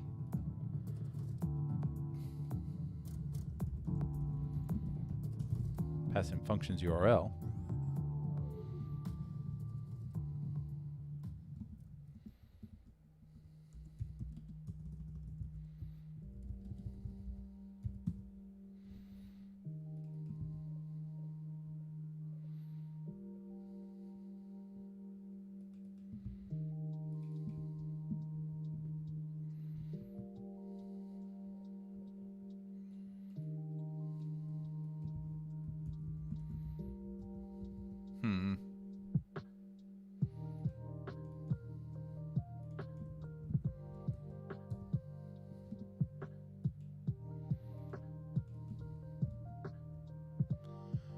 Cannot query field functions URL onto metadata.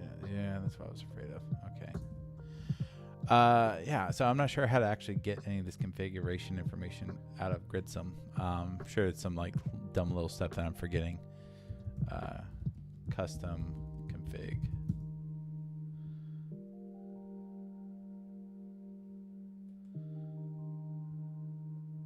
Nope.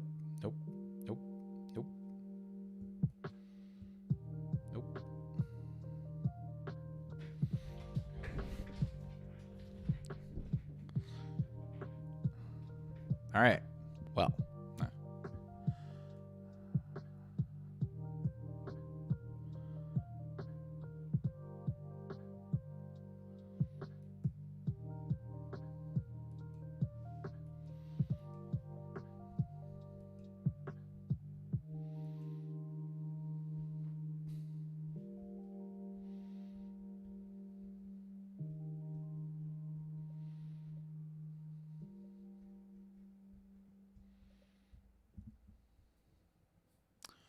Oh, okay. So maybe is there metadata in here? Metadata templates. Metadata. And metadata is just a collection. It's an object. Okay.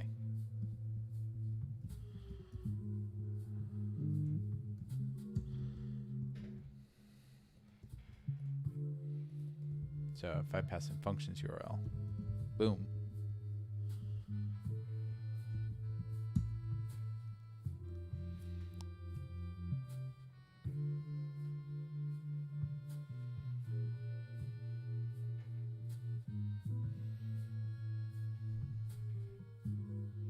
Hey, all right.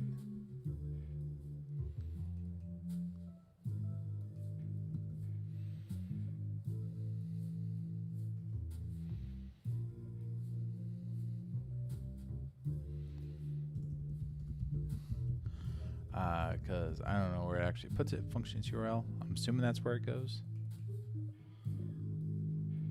Query metadata. All right, so this is in default, which means I can go to any of these pages, refresh.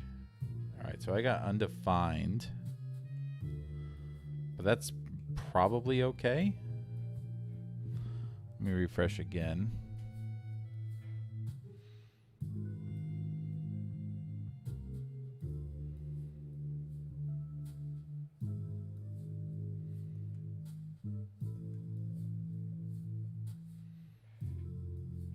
Let me see if there's anything in the view debugger. All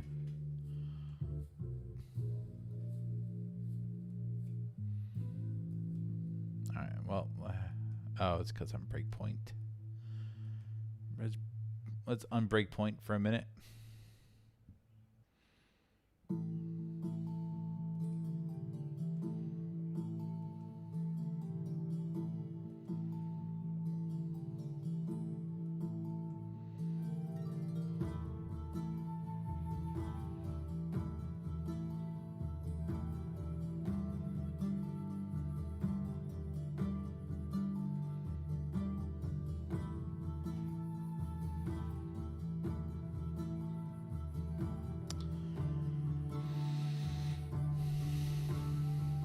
All right, so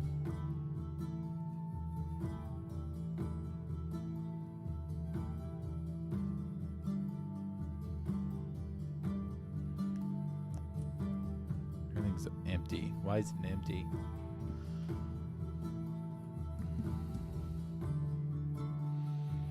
Function URL.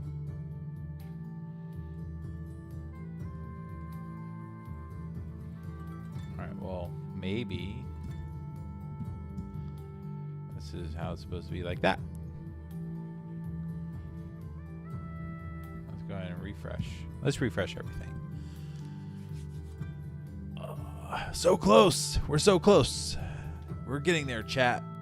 We're getting there.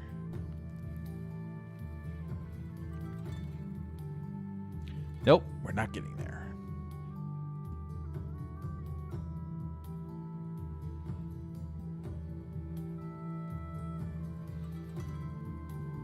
So grid some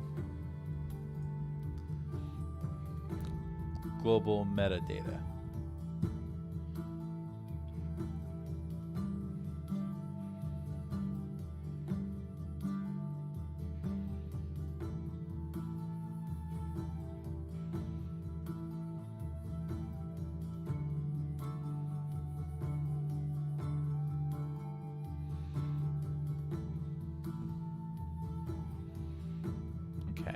Process iv.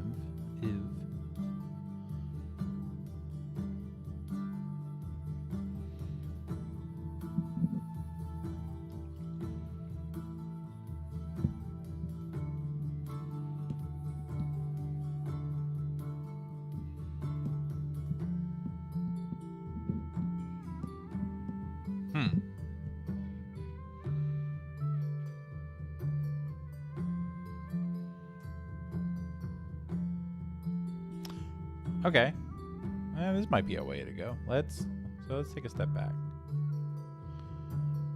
Let's go ahead and pull this out. Let's go ahead and pull that out as well, because that don't matter. Let's see if we can create a. Where am I supposed to create that file? At the root of your project.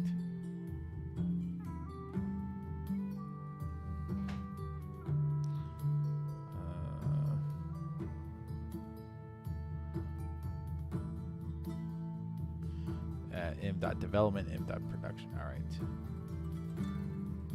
So settings.m.development, and then we'll do settings.m.production. Okay. So we'll create one called functions URL is equal to, yeah. All right. Well, hold on. So development should really be localhost. We'll copy that.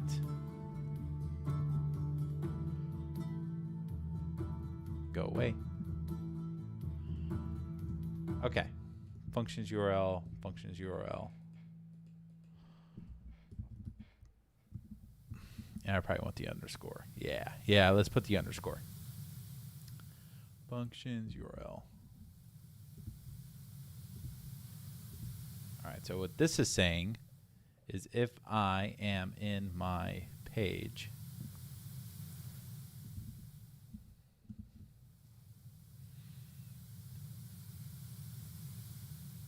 oh, I need to underscore gridsome. Yep. So gridsome, and then gridsome.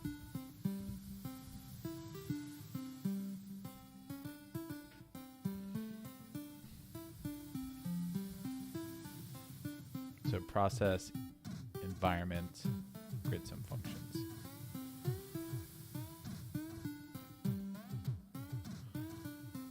Let's go ahead and backtick.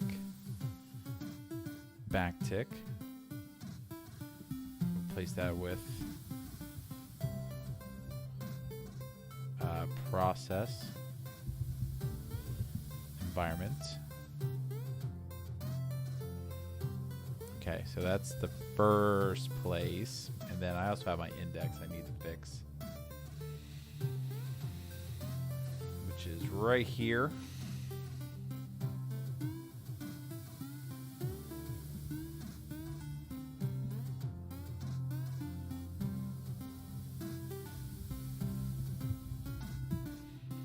Let's give it a test. Let's see what happens.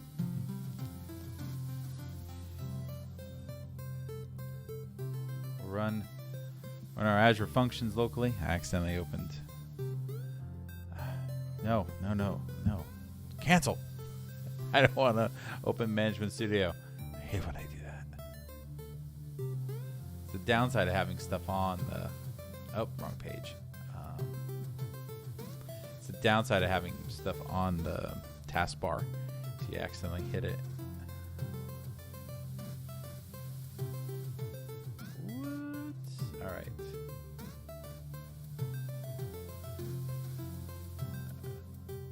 Let me clear these. I don't clear my consoles when I'm doing this sort of debugging, just because it's a pain in the butt if you have an issue that goes away. Also need to turn off uBlock for localhost because it's not helping. Source. Set a breakpoint right there. What are we on? 0012? I don't know. Okay.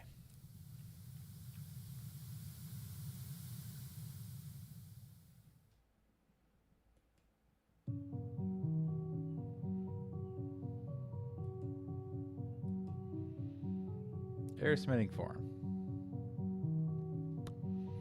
Yep. So why...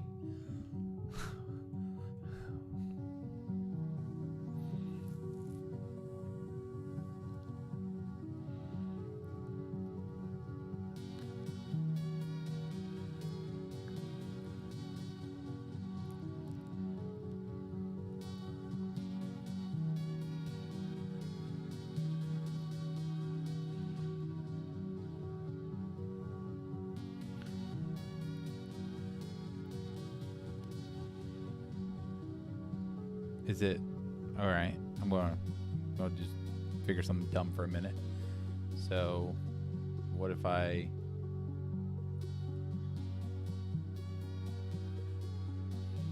create settings.env? Okay.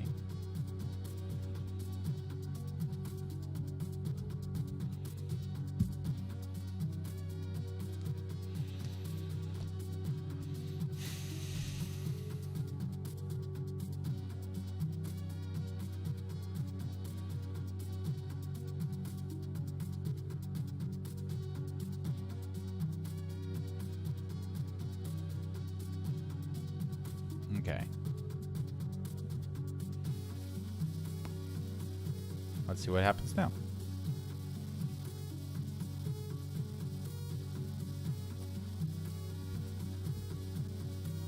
Subscribe. Still nothing.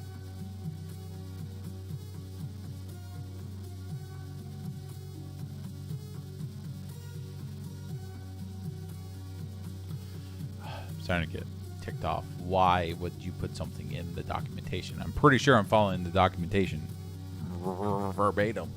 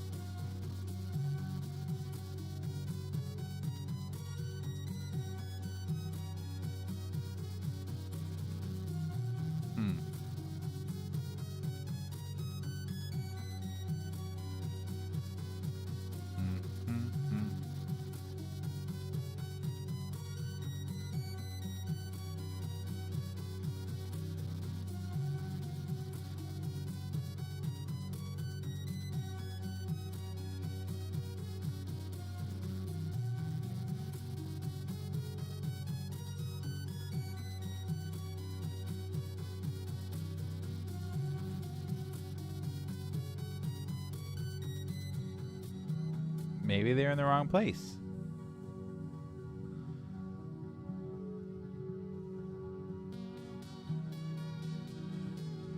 What? All right. New thought. What if I move these into source? And maybe the documentation's wrong.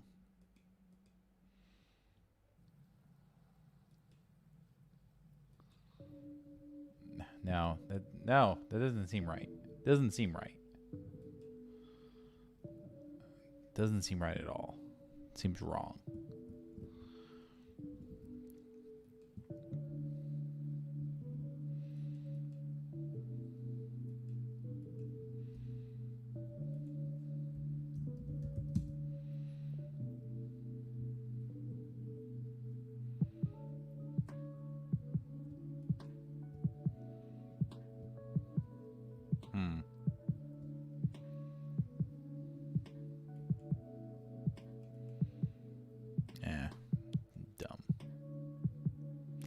I feel like since there's not unless there's a closed issue where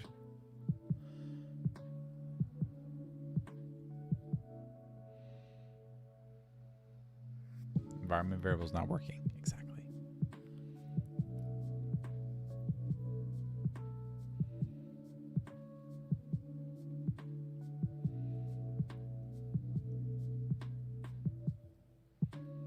All right, you have prefix your environment variable with a grid sum underscore.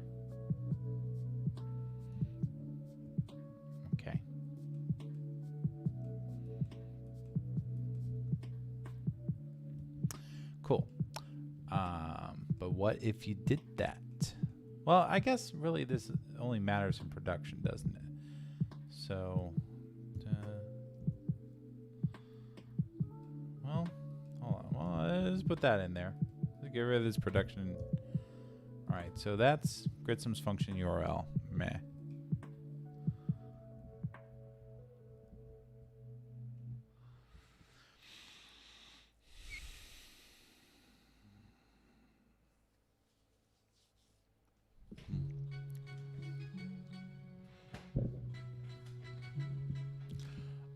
Oh my gosh, why does this stuff have to be so hard? Why can't this crap just work? Just work.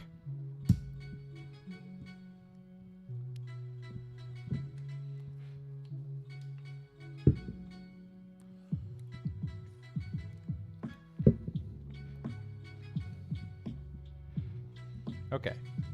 Now, let's go back into our app. Let's do a full refresh, complete refresh. Let's dump everything. All right. So we have our breakpoint right here. Process environments, grid some functions URL. If I am reading this correctly, and I'm pretty sure I am,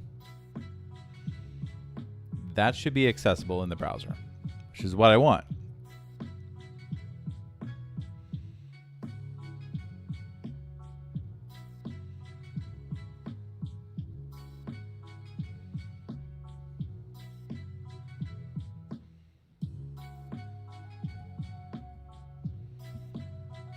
Gridsome underscore functions URL. Okay.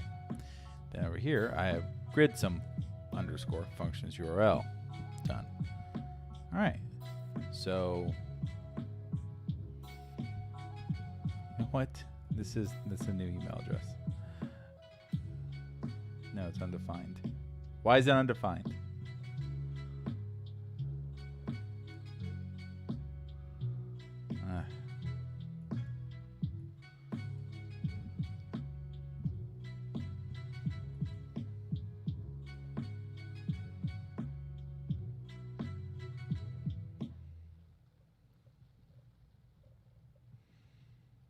Create a file call. Oh, I'm dumb.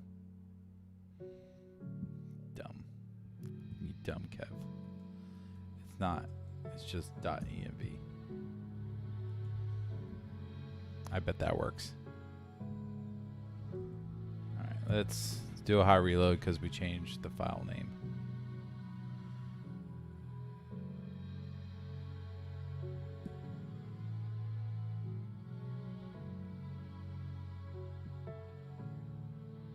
All right, we'll try this again. Refresh.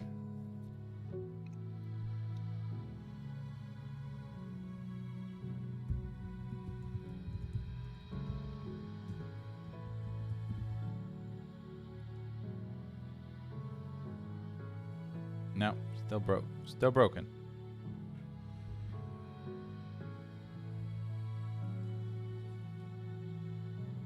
Error 74. Yep.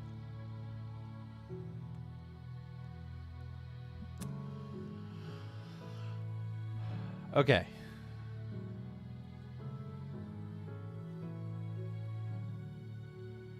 Oh, all right.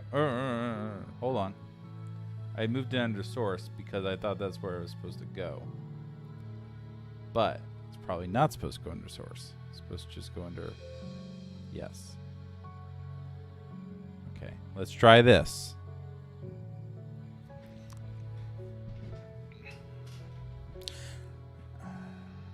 All right, I'm dumb. I bet I'm dumb. Probably dumb. That's how most issues are for me. I'm like, all right, this is not working. It's probably because I'm dumb.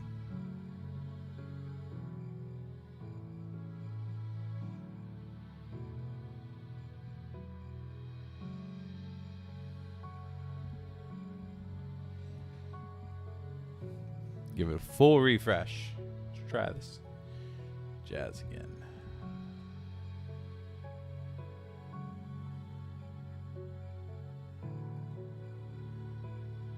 All right.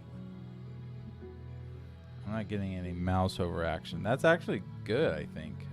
We'll say process, environment. Error submitting form. Oh, I have a double slash. Okay. Yay. We have a win. We have a win.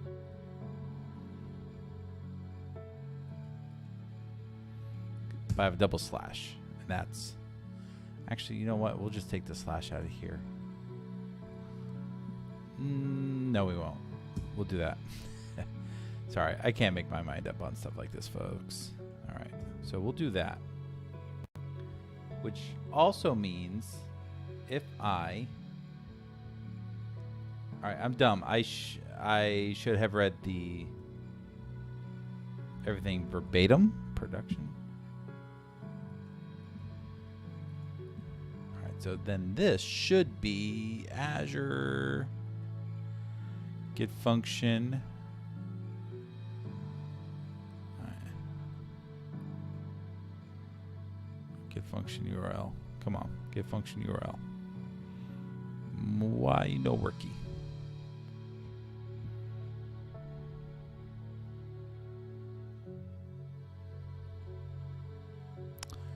All right, copy. Let's paste. We want to take that off. And replace it with HTTPS. Okay. All right. I think so far so good. And yeah, we'll leave all that alone. We'll leave that alone.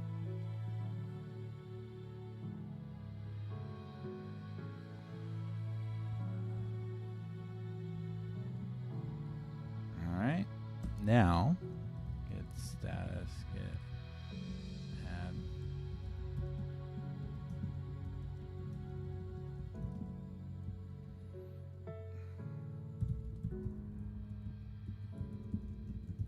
Okay. Let's go ahead and push that up. Now one of the things I want to do is I want to actually do a test of gridsum build.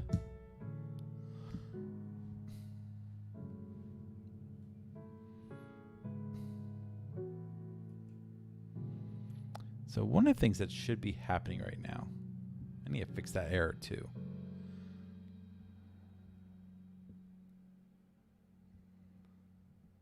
That's a newer error since I did some updates. I'm not terribly worried about it right now, but it's something I should fix.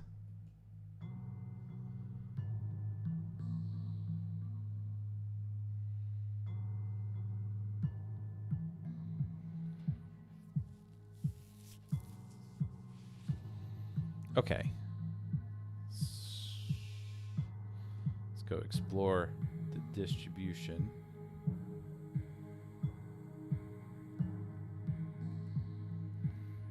So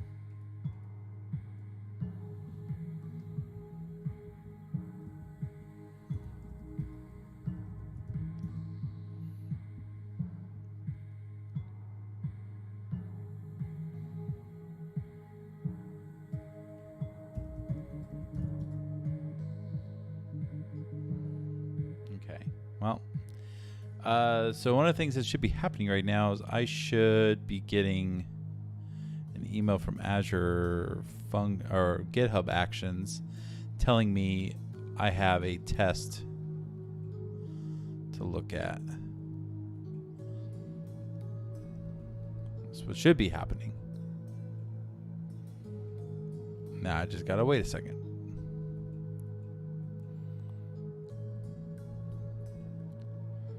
All right, when in doubt, just go look. Kev Griffin V4. All right, so there's my RECAPTCHA branch. Let's go look at actions.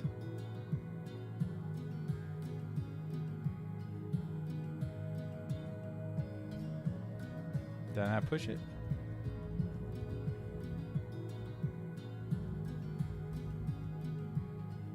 All right. Oh, it's only on PRs. Duh.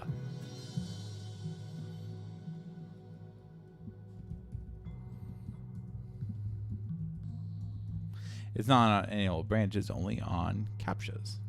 All right, so we'll let this run for a minute.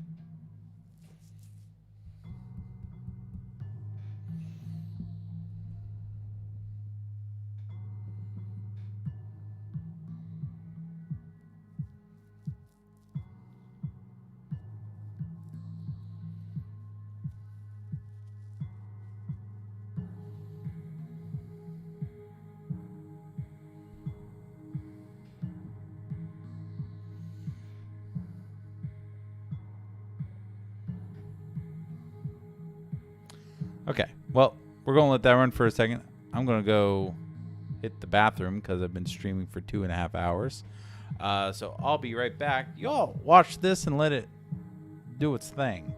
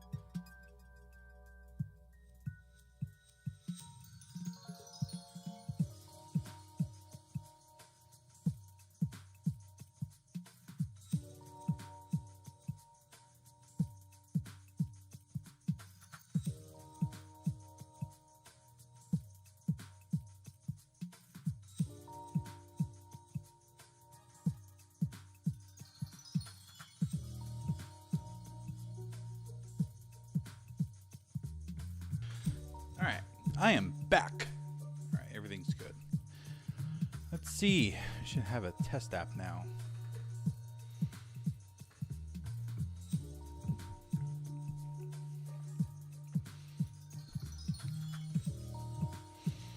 Let's do a test. So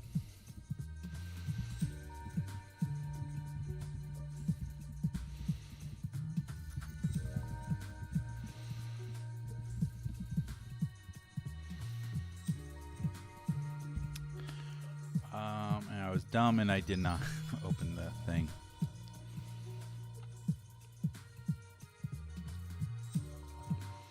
Error for site owner, invalid domain. Yes, yes, it is an invalid domain.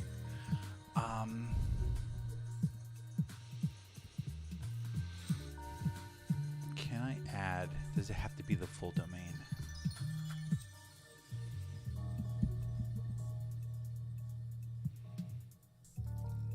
All right.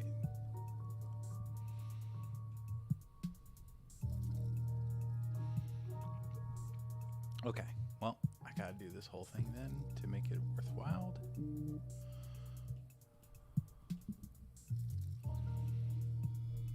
Okay, let's see if that works. Refresh. All right, RECAPTCHA.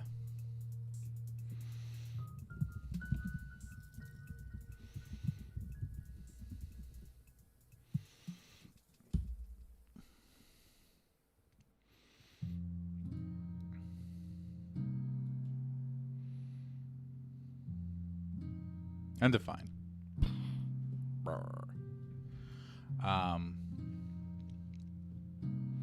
All right, I'm gonna have to hard code this. I can't do build time.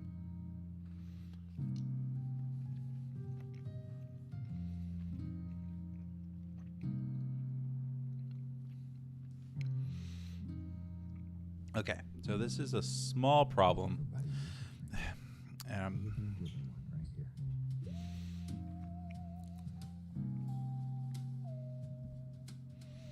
Like, this doesn't have any process.environment, does it? No. Yeah, why would it?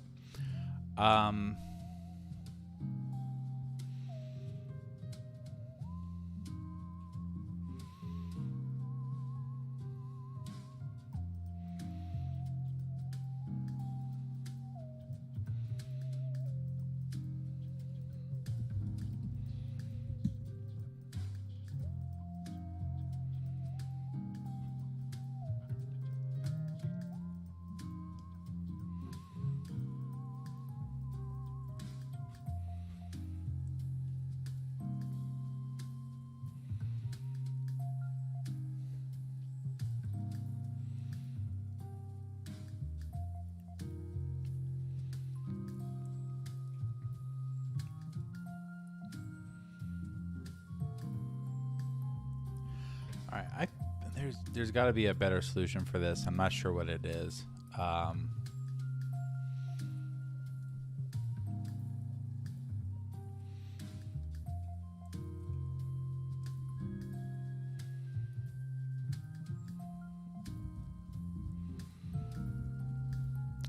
Build time.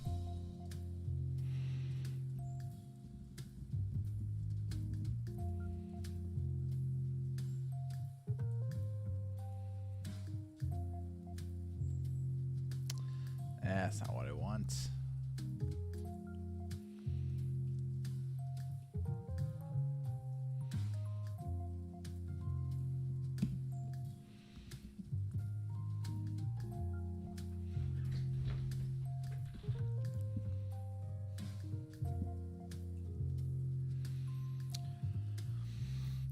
That's all right. So let's go down here to config.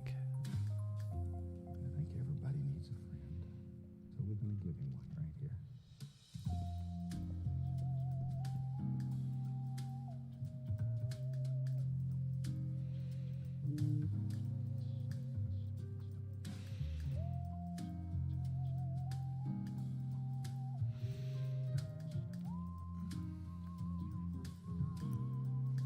Okay, this actually runs in the browser.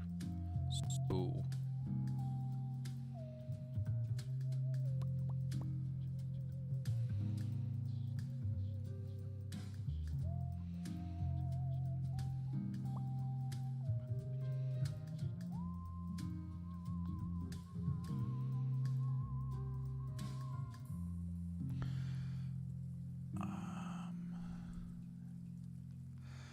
let's see.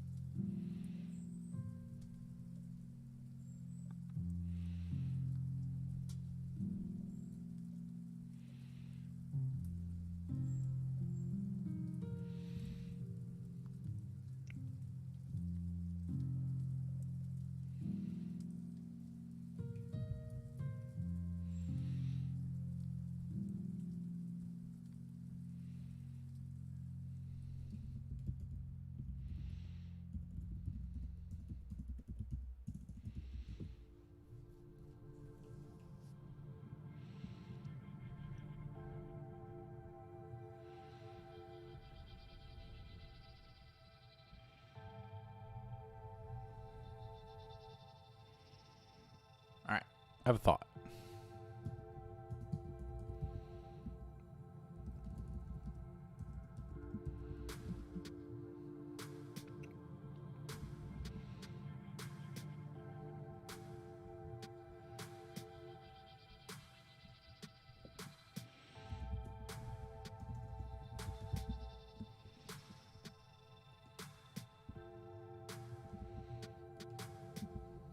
There we go.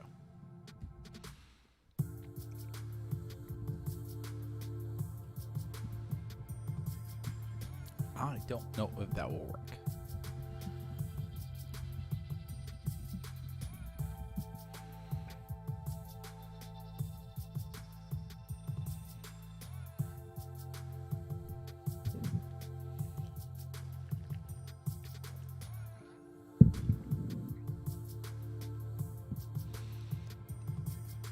Okay.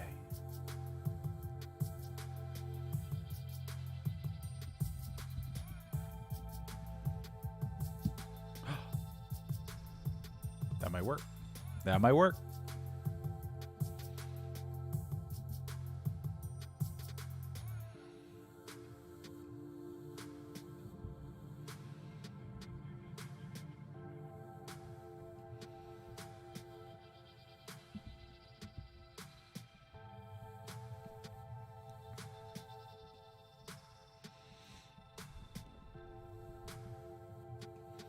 Okay, let's try this again. Status, git add npm run build.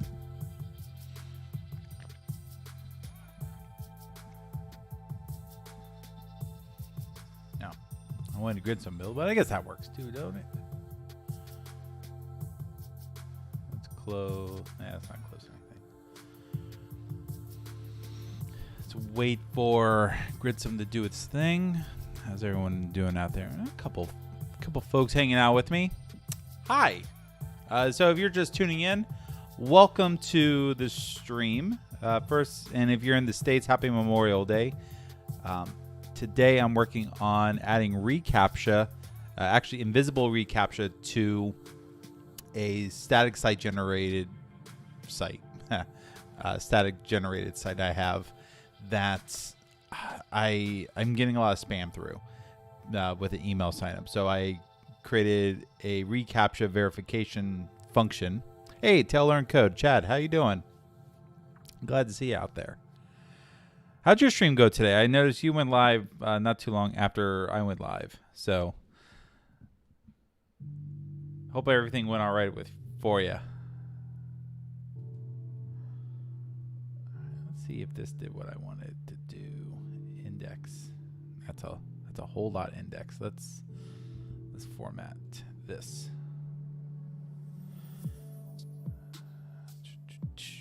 It does exactly what I want to do. I was live first.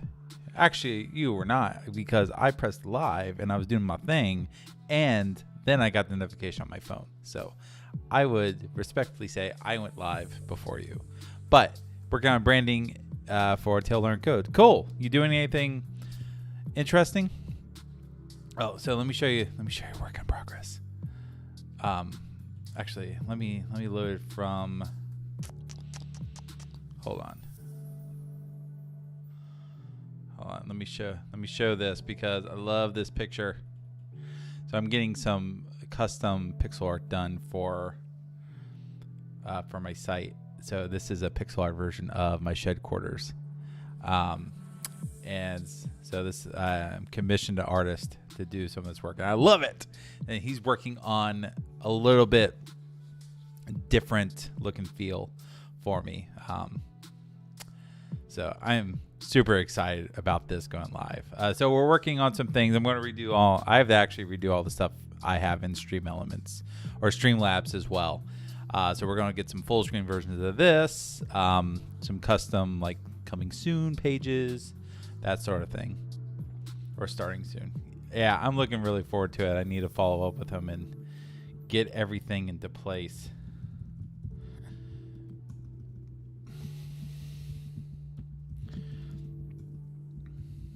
All right, let's do this again.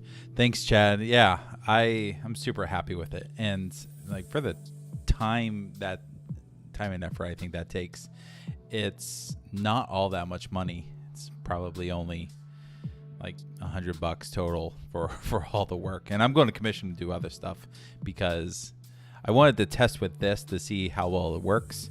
And yeah, we'll move forward with it. So I got a bunch of ideas. All right, now we have to wait for Azure Functions to do its thing. I lost my... Close you. You're not important. You're not important. You're not important. Not important. Not important. Not important. Not important. Not important. Not important. I might be the only person in the world who closes their tabs when you don't need them anymore. Don't need. Cool. So, I love Fiverr. If you want what I would consider a slightly better alternative to Fiverr, try people per hour. A lot of their folks tend to be based in the UK, India, that whole offshore set. But I tend to get better producers from people per hour than I did from Fiverr. Because at least on people per hour, you can go in and you can say, I have a job, and you can actually spec out the job, and people will bid on the job and say, well, I think that job can be done for this much. You get a wider variety of people to choose from, which I kind of like. I'm also a big fan of things like 99 Designs. I know a lot of people have problems with 99 Designs because it's not the best. You're not technically working with an individual designer. You're more or less throwing a spec out there, and then a whole bunch of people are competing on it, doing work for free, trying to earn the money that you threw into the pot.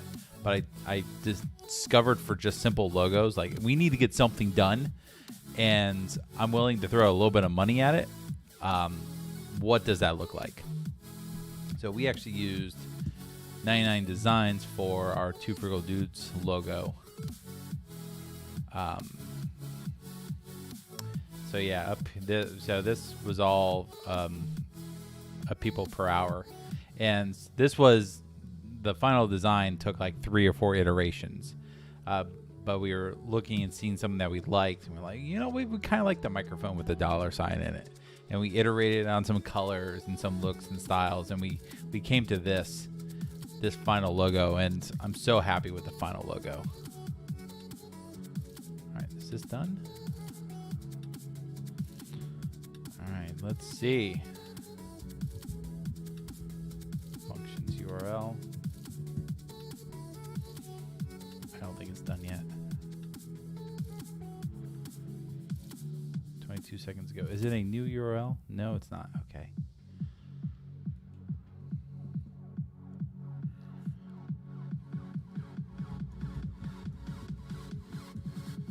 All right. Now, why is it set here, but not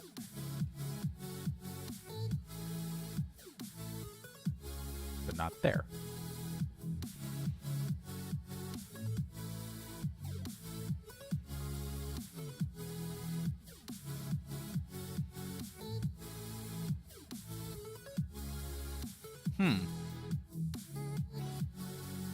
That's actually really interesting. Why is it in one place but not another, when it's exactly the same code in both places?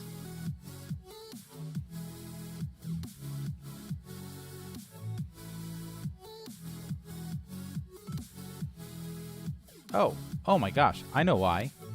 Duh. I bet it's because I'm .environment. So if I get add .environment .production, yes, it's blocked.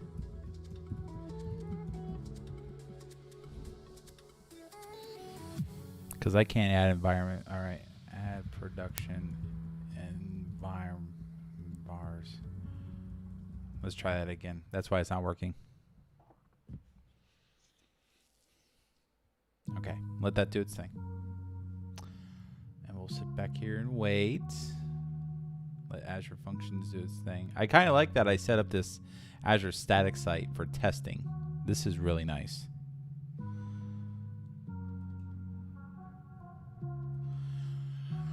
Come on, Azure static sites, do your thing. Do your thing.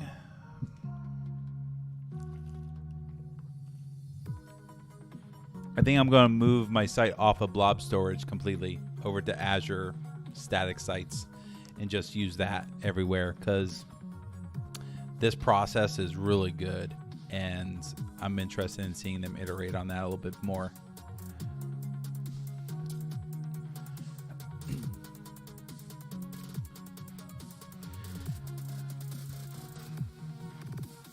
And I love this isn't costing me anything. This is like $0 across the board.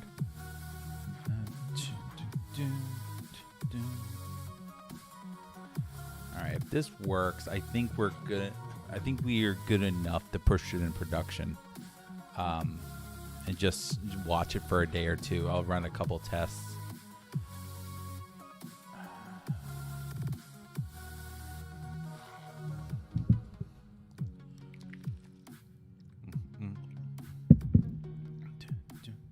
Bum bum bum bum bum bum bum bum bum. All right, let's move active campaign over there. This is almost done.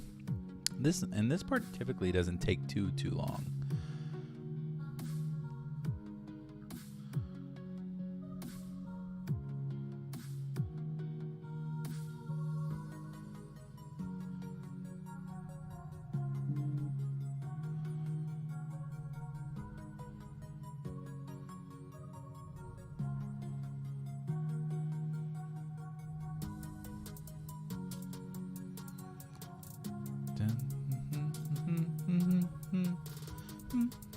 All right. Almost done. Almost done. Actually, I feel sometimes you just need to refresh GitHub because GitHub doesn't.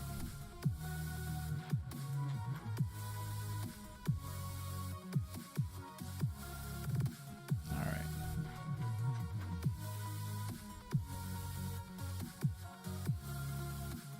That's not done yet. Okay. Oh, what's the problem? Hey, there it goes. All right. Your site is now done. Let's go check the body tag.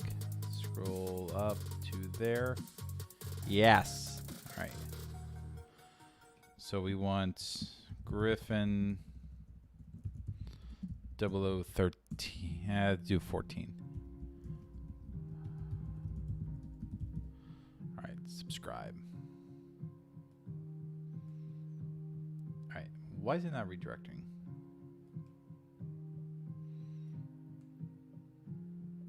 Oh, we have a couple problems. It's been blocked.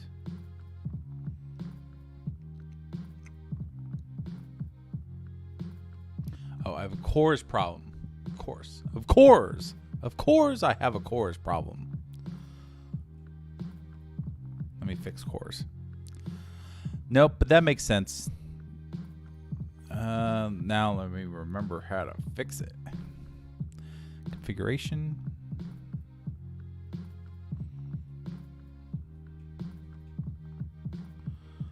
All right, where in the crap is CORS? CORS, there it is. Enable, access, control, allow credentials. We're gonna have to set a couple APIs. So then HTTPS consult with griff.com. And save.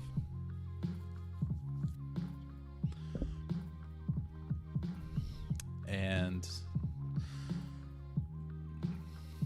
let's try that again. Clear console.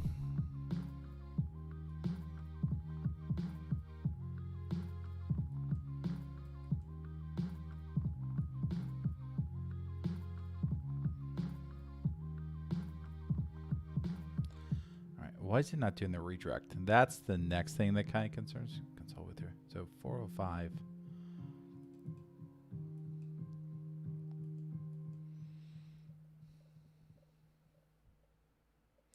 Unsupported HTTP verb. Yes, of course it's unsupported because it's dumb.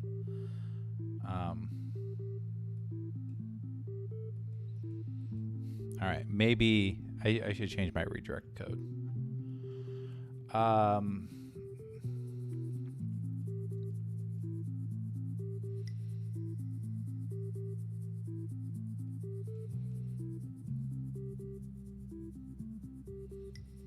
But if I am on, you know what? I'm ready for, let's just test this in production. Which means I go into this, merge. Okay. Delete branch. What should be happening now is two Azure function or GitHub actions should be kicking in.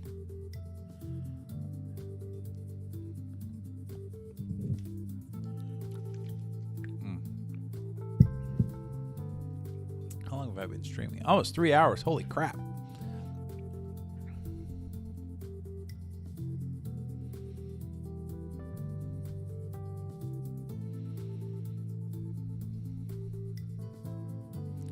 It's amazing how time gets away from you when you're streaming. It's just head down, go, go, go.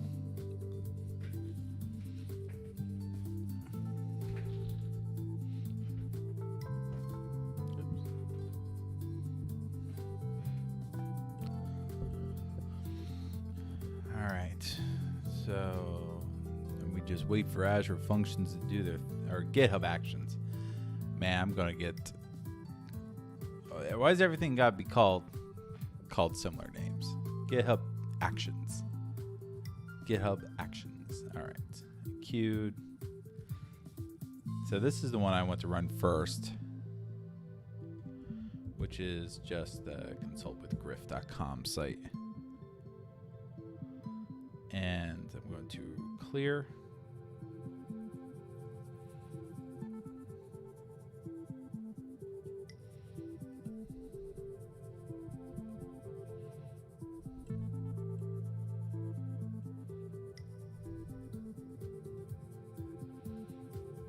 Let's go contacts. All right, wait for this to finish.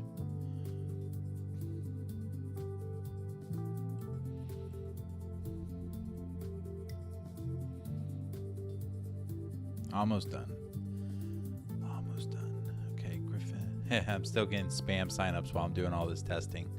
So hopefully this goes away. I say here, I'll show you all the spam tests. So these are all spam. And what happens? So you can see when I added my CTA location tag, that's how I knew when stuff was going to start being spam. So right around here is where I actually deployed it. And the bots, so they see fields, and any hidden fields, they're smart. They're like, oh, let me fill that with data. Well, they just kind of assume that that data needs to be the name. So they pass in a name, pass in a name, pass in a name. And I have an automation that runs that checks to see if this is legitimate value.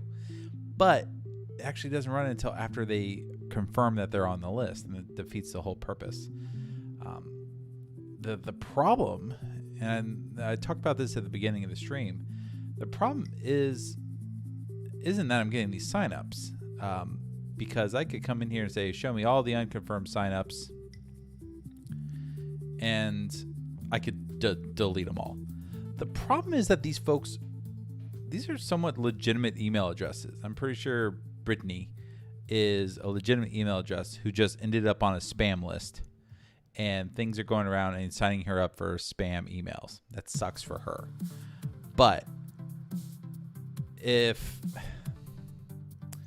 so, something signs her up to my list, and now oh crap, I'm gonna have to change the location.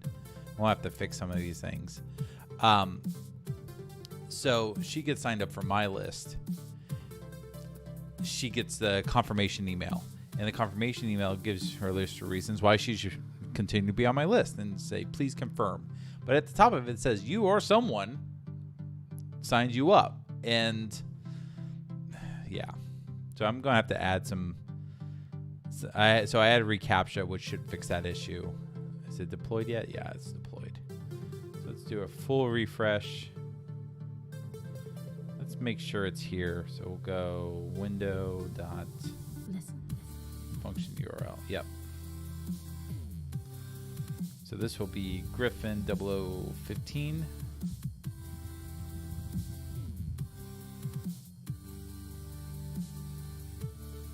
What?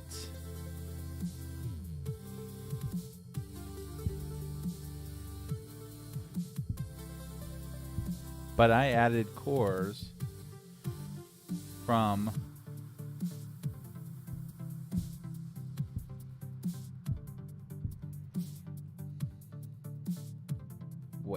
wait a second. That's not right.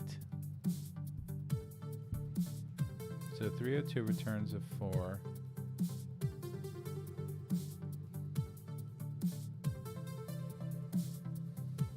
So here's what's funny.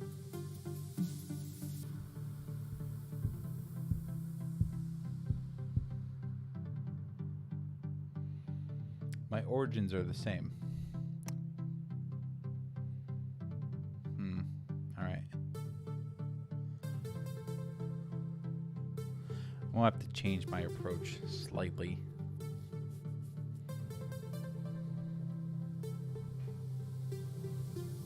Yeah, I have to change this approach because I need to do the redirect. But I don't think I need to change anything here.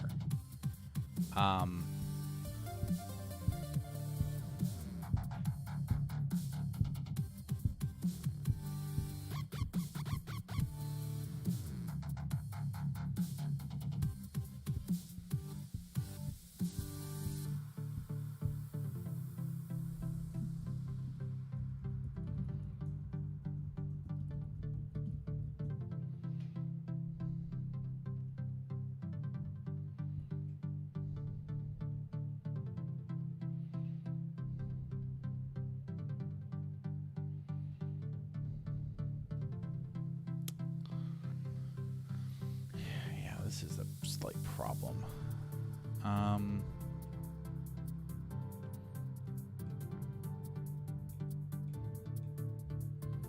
Maybe just what I do here is I don't use the header redirect. I just do I change the path name. The thanks sign up. If I do that in both locations.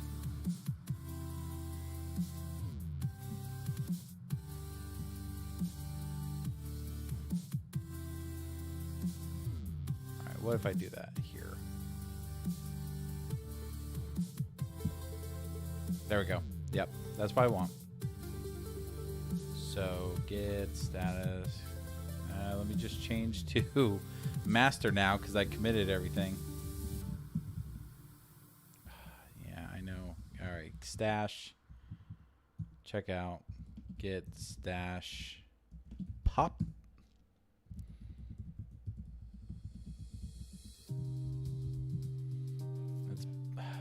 Commit, update,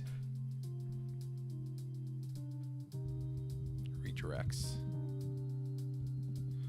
get pool, merge conflicts, really?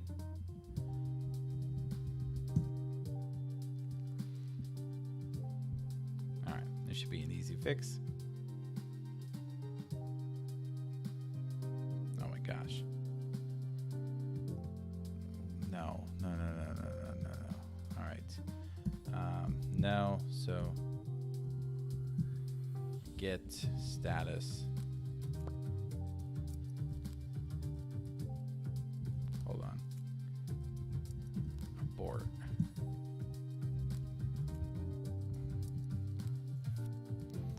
All right. All I did was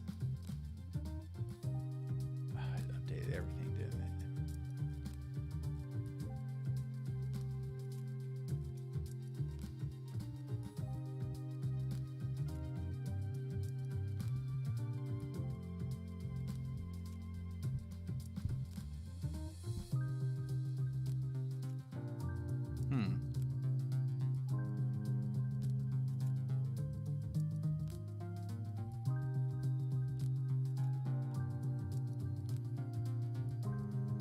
All right, let's try this again.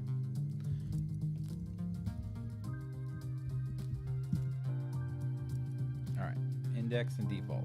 Get merge tool.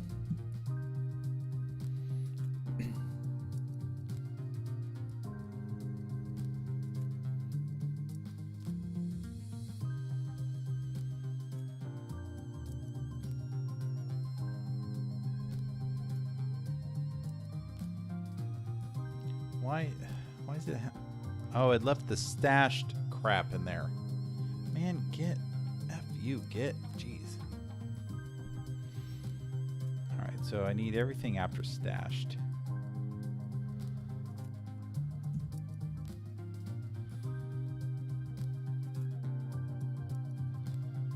There. Then we take that out. All right. Jeez. Not supposed to be this hard. All right. Let's do that. Yep, and I bet index has the same thing in it. All right, that's all fine. Where's the conflict? Well, I want to take my stuff. All right, no other conflicts. Everything else is fine. Well.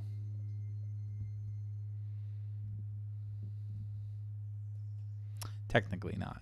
Git commit.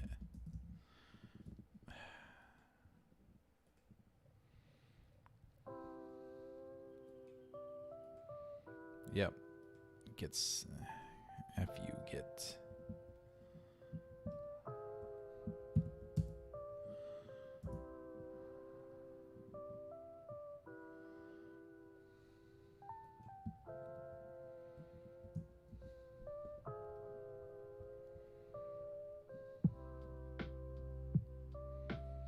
Okay, I think that all works. Grid some. Let's just do a build. Make sure a build works. It's faster than a.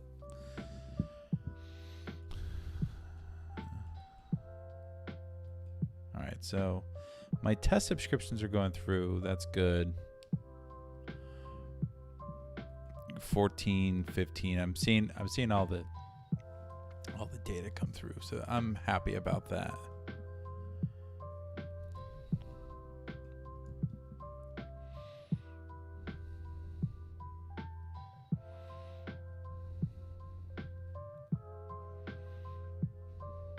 Okay.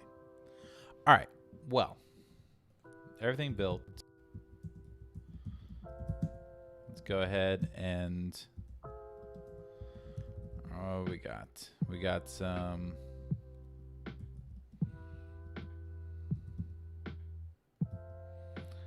and then let's add static. I should add that to ignore. That's not a all right, I have these stupid original files which I hate deleting. So it actually turns out I wrote a post on how to delete these on my blog, so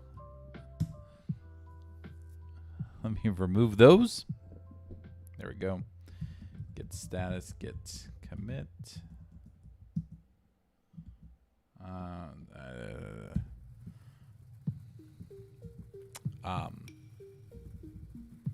Merge BS.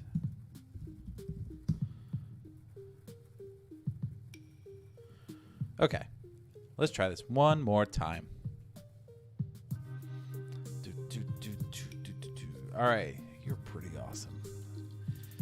That's right, chat. You're pretty awesome. Merge BS. Here we go. Who else has like the best commit titles? All right, RECAPTCHA is working extremely well. I'm happy with RECAPTCHA.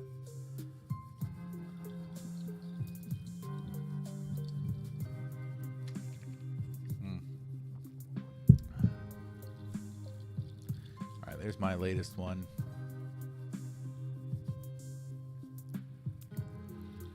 Yeah, it'll be interesting to see. These should all go away now because unless... So if they go on my page, I don't know how the bot is finding the form. So I'm assuming it's going to the form, going, oh, here's a form tag. This is what I would do if I were writing a spam bot. That's what I would do. And I don't understand what the bots get out of it. Like, why is someone wasting computing cycles taking an email list and signing it up for random email lists that it finds on the internet? I just don't understand.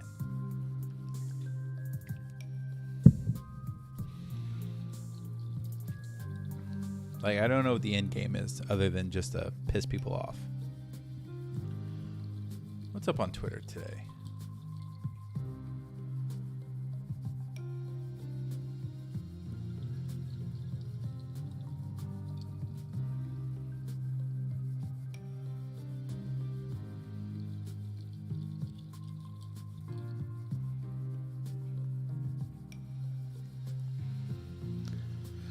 All right, 2 minutes in.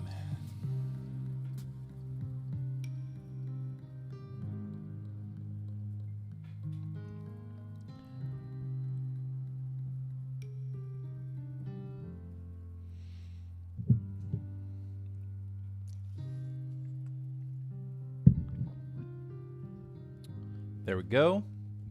So now if we go to consultwithgriff.com, oh, that's not what I wanted. All right, let's scroll down to the top. And so last one was 15, so we'll do Griffin 0016. Subscribe. Error failed. Why? Why? Unless it's running an older version.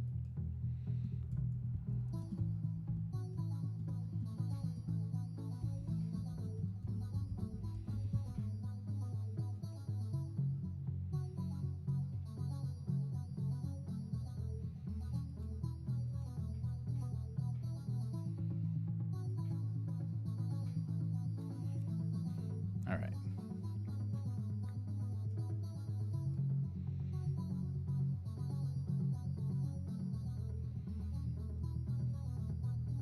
Okay. No idea. This just returns okay.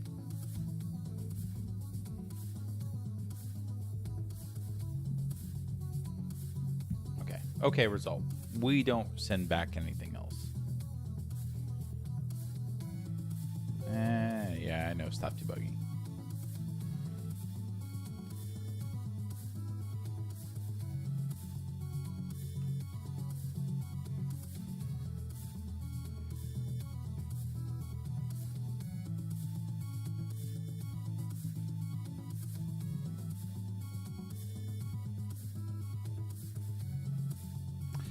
Now, I think tonight I'm going to write this up into an article. So if you didn't sit through the entire stream, you can just read the highlights. Because this is how kind of my life goes now. Is there's you. Oh, hold on. Nope, I forgot something. Because I'm dumb. Yep, I don't want the 302. Really, I just want any success should return thanks sign up.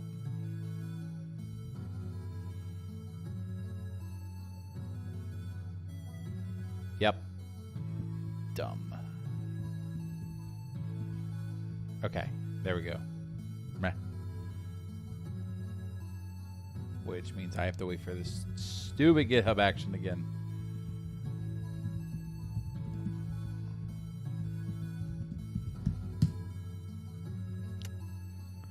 All right. No big deal. No big deal. We'll just sit here and we'll wait again. I wonder how you... Can you remove the RECAPTCHA? Like branding? This is kind of I don't mind it, but it's not ideal.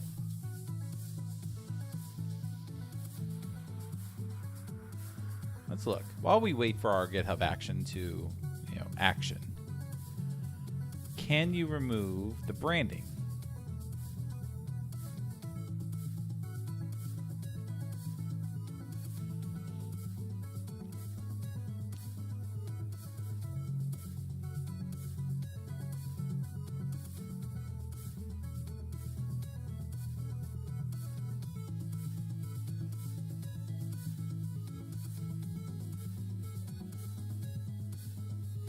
And it's probably something that I agreed to when I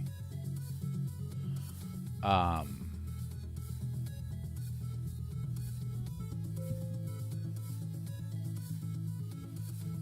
there's probably no way to hide it, is there? Support.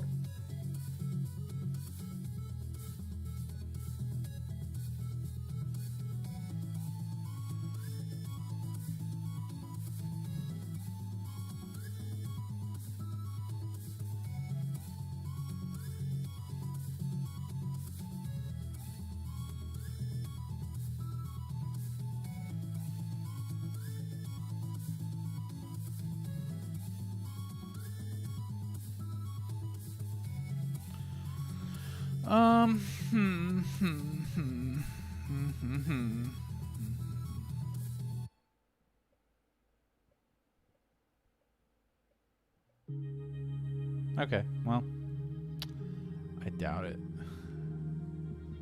It's not a big deal. Actually, what does it look like on mobile? That's the next concerning thing. Let's try it on mobile. Yeah. I wish I could get rid of it.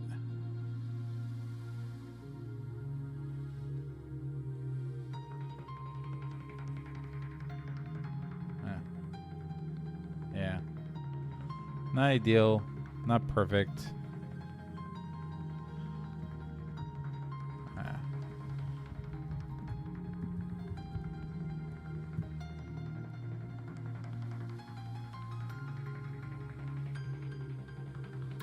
Hey, I'm glad there are.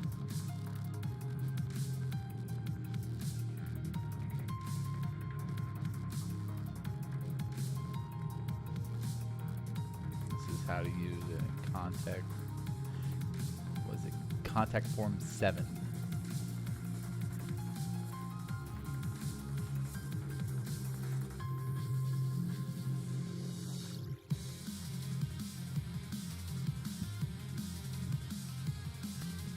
This is done, so let's refresh.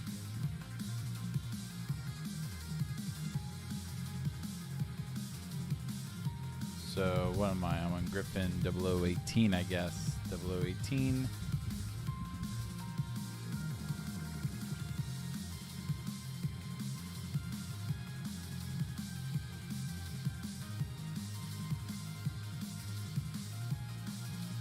Hey, there we go.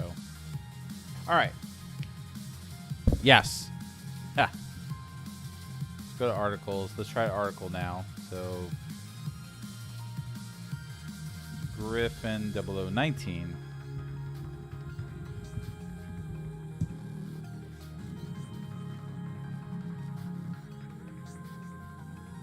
All right. And so technically this is a feature ad in new browser. So if I'm in an article, I actually want to send them to another tab. I think that would be ideal. All right. Yes. So then now, the thing I want to do, I'm not sure the best way to implement this. We're good. So I think everything is where it needs to be. I should really stop for today. I don't know, but I'm kind of on a roll. 3 hours and 17 minutes in. Yeah. All right. Yep, that's all right. Okay, so I'm going to end up deleting all these unconfirmed people. Start that list from scratch. But let's go look at the ActiveCampaign API.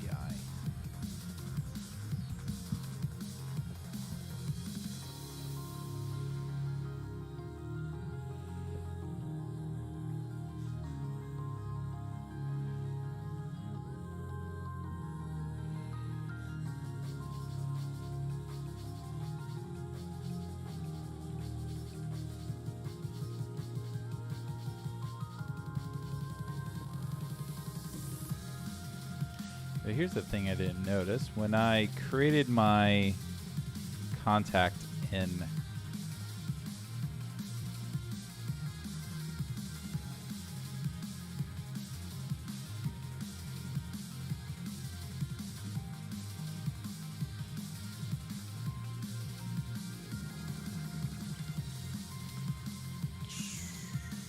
what cookies did set.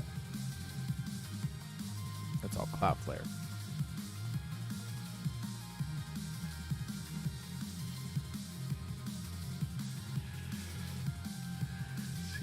Class Cloudflare.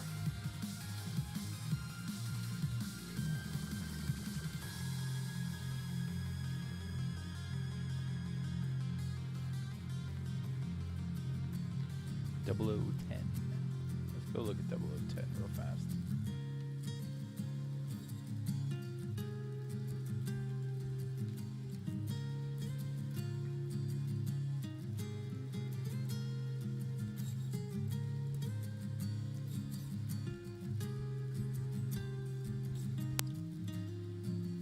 Because what I'd like to do is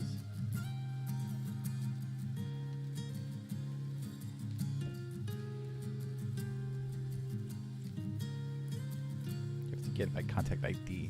Well, what if you don't know the contact ID?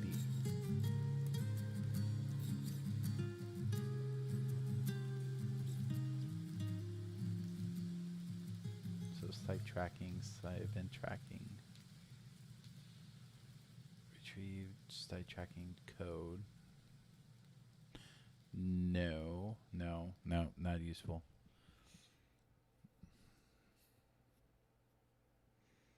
Event tracking. Track an event. Okay.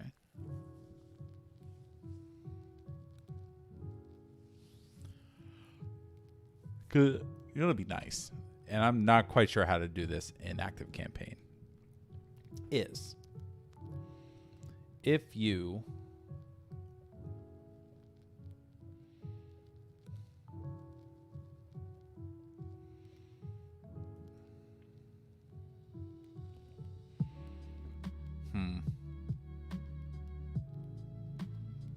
what I'd like to be able to do, maybe there's something I'm missing in the form. So you have this form. If we say integrate.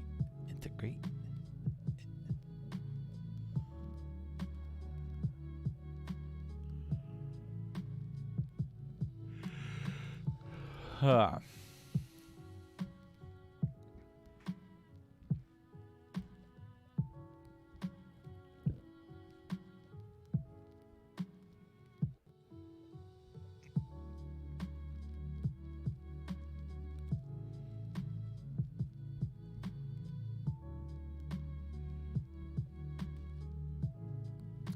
Set cookie.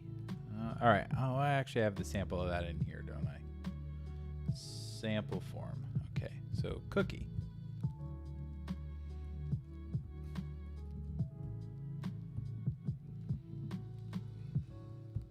It's not used anywhere.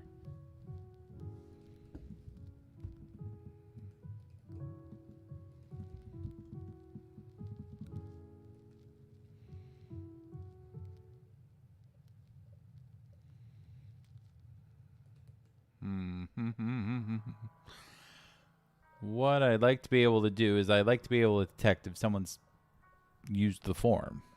If they use the form, can I just set my own cookie? Probably could.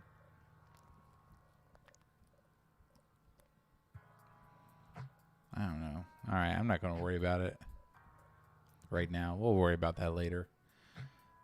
Maybe that'll be a feature ad. So feature ad one day. If you're on the site and you're already on the list, you don't get the box. You get something else. Maybe telling you, hey, you're already on the list because you're awesome. I don't know. All right. Well, I think we're good for today. I appreciate everyone hanging out with me for this ride. It's been, what, almost 3.5 hours going strong. Big thanks to Gabriel for the follow earlier today. If you're watching and you're not following, hit the little heart up at the top, or if you're on YouTube, hit the subscribe button down at the bottom, and give us a little bit of love.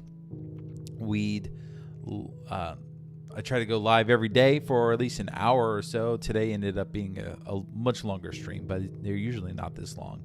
And now I have a lot of great material. I'm going to go back and write a recap of this stream. So if you're ever looking to add RECAPTCHA support with Azure Functions, you'll now have a guide to do it, because that's what I figured out today through the massive amount of knowledge out there on the internet. But with that, I need to go ahead and knock off for the day. Oh, hey, well, just in time. Freestyle Coder, how you doing, bud? Good to see ya. Hey, Sean W, welcome. Thanks for the follow. Binary Chef, thanks for the follow. Greatly appreciated. How you all doing? Freestyle Coder, how'd your stream go today?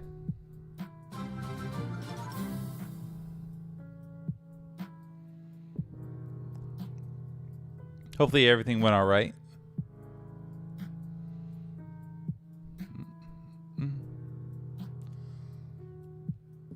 All right, well.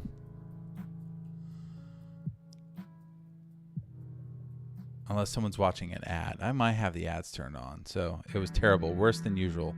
Well. No comment. If you can't say anything nice, don't say anything at all, right? Well, you're all just in time, because actually I'm done with my stream. I've been going for 3.5 hours today. And I just finished everything I was working on. Actually, hold on. I can flip over to my new cam. I have my new little chat widget on the side. Let's see. Yeah. There we go. New little chat. Raid as soon as the ad ends for you. I forget that there's like a 30-second ad when you switch over the new channels. It's never quick.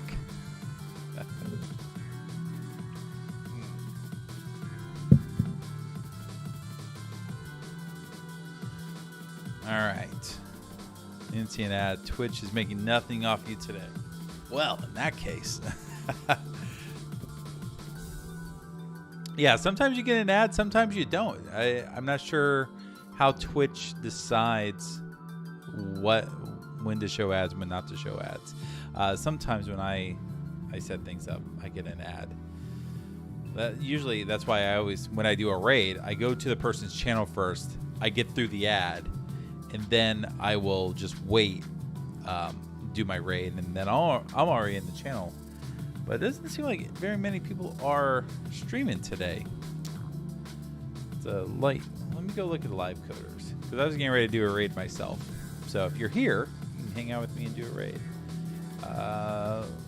So actually, let's do this. Let's switch over to live again. Let's see who's streaming. Who have I not rated yet? Source Coot, he's been working on stuff for a while today. Copper Beardy, what is he working on? Marbles on. Oh, he's playing marbles. Yeah. Jitter Ted. What's Jitter Ted? Recreating Rocky's Boots in TypeScript. I don't know what Rocky's Boots is.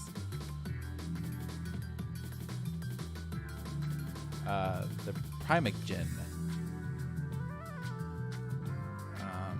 Crypto Trader. Oh, that sounds like fun.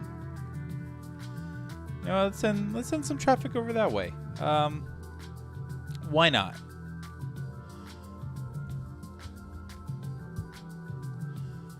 All right, so I'm gonna go to his stream first.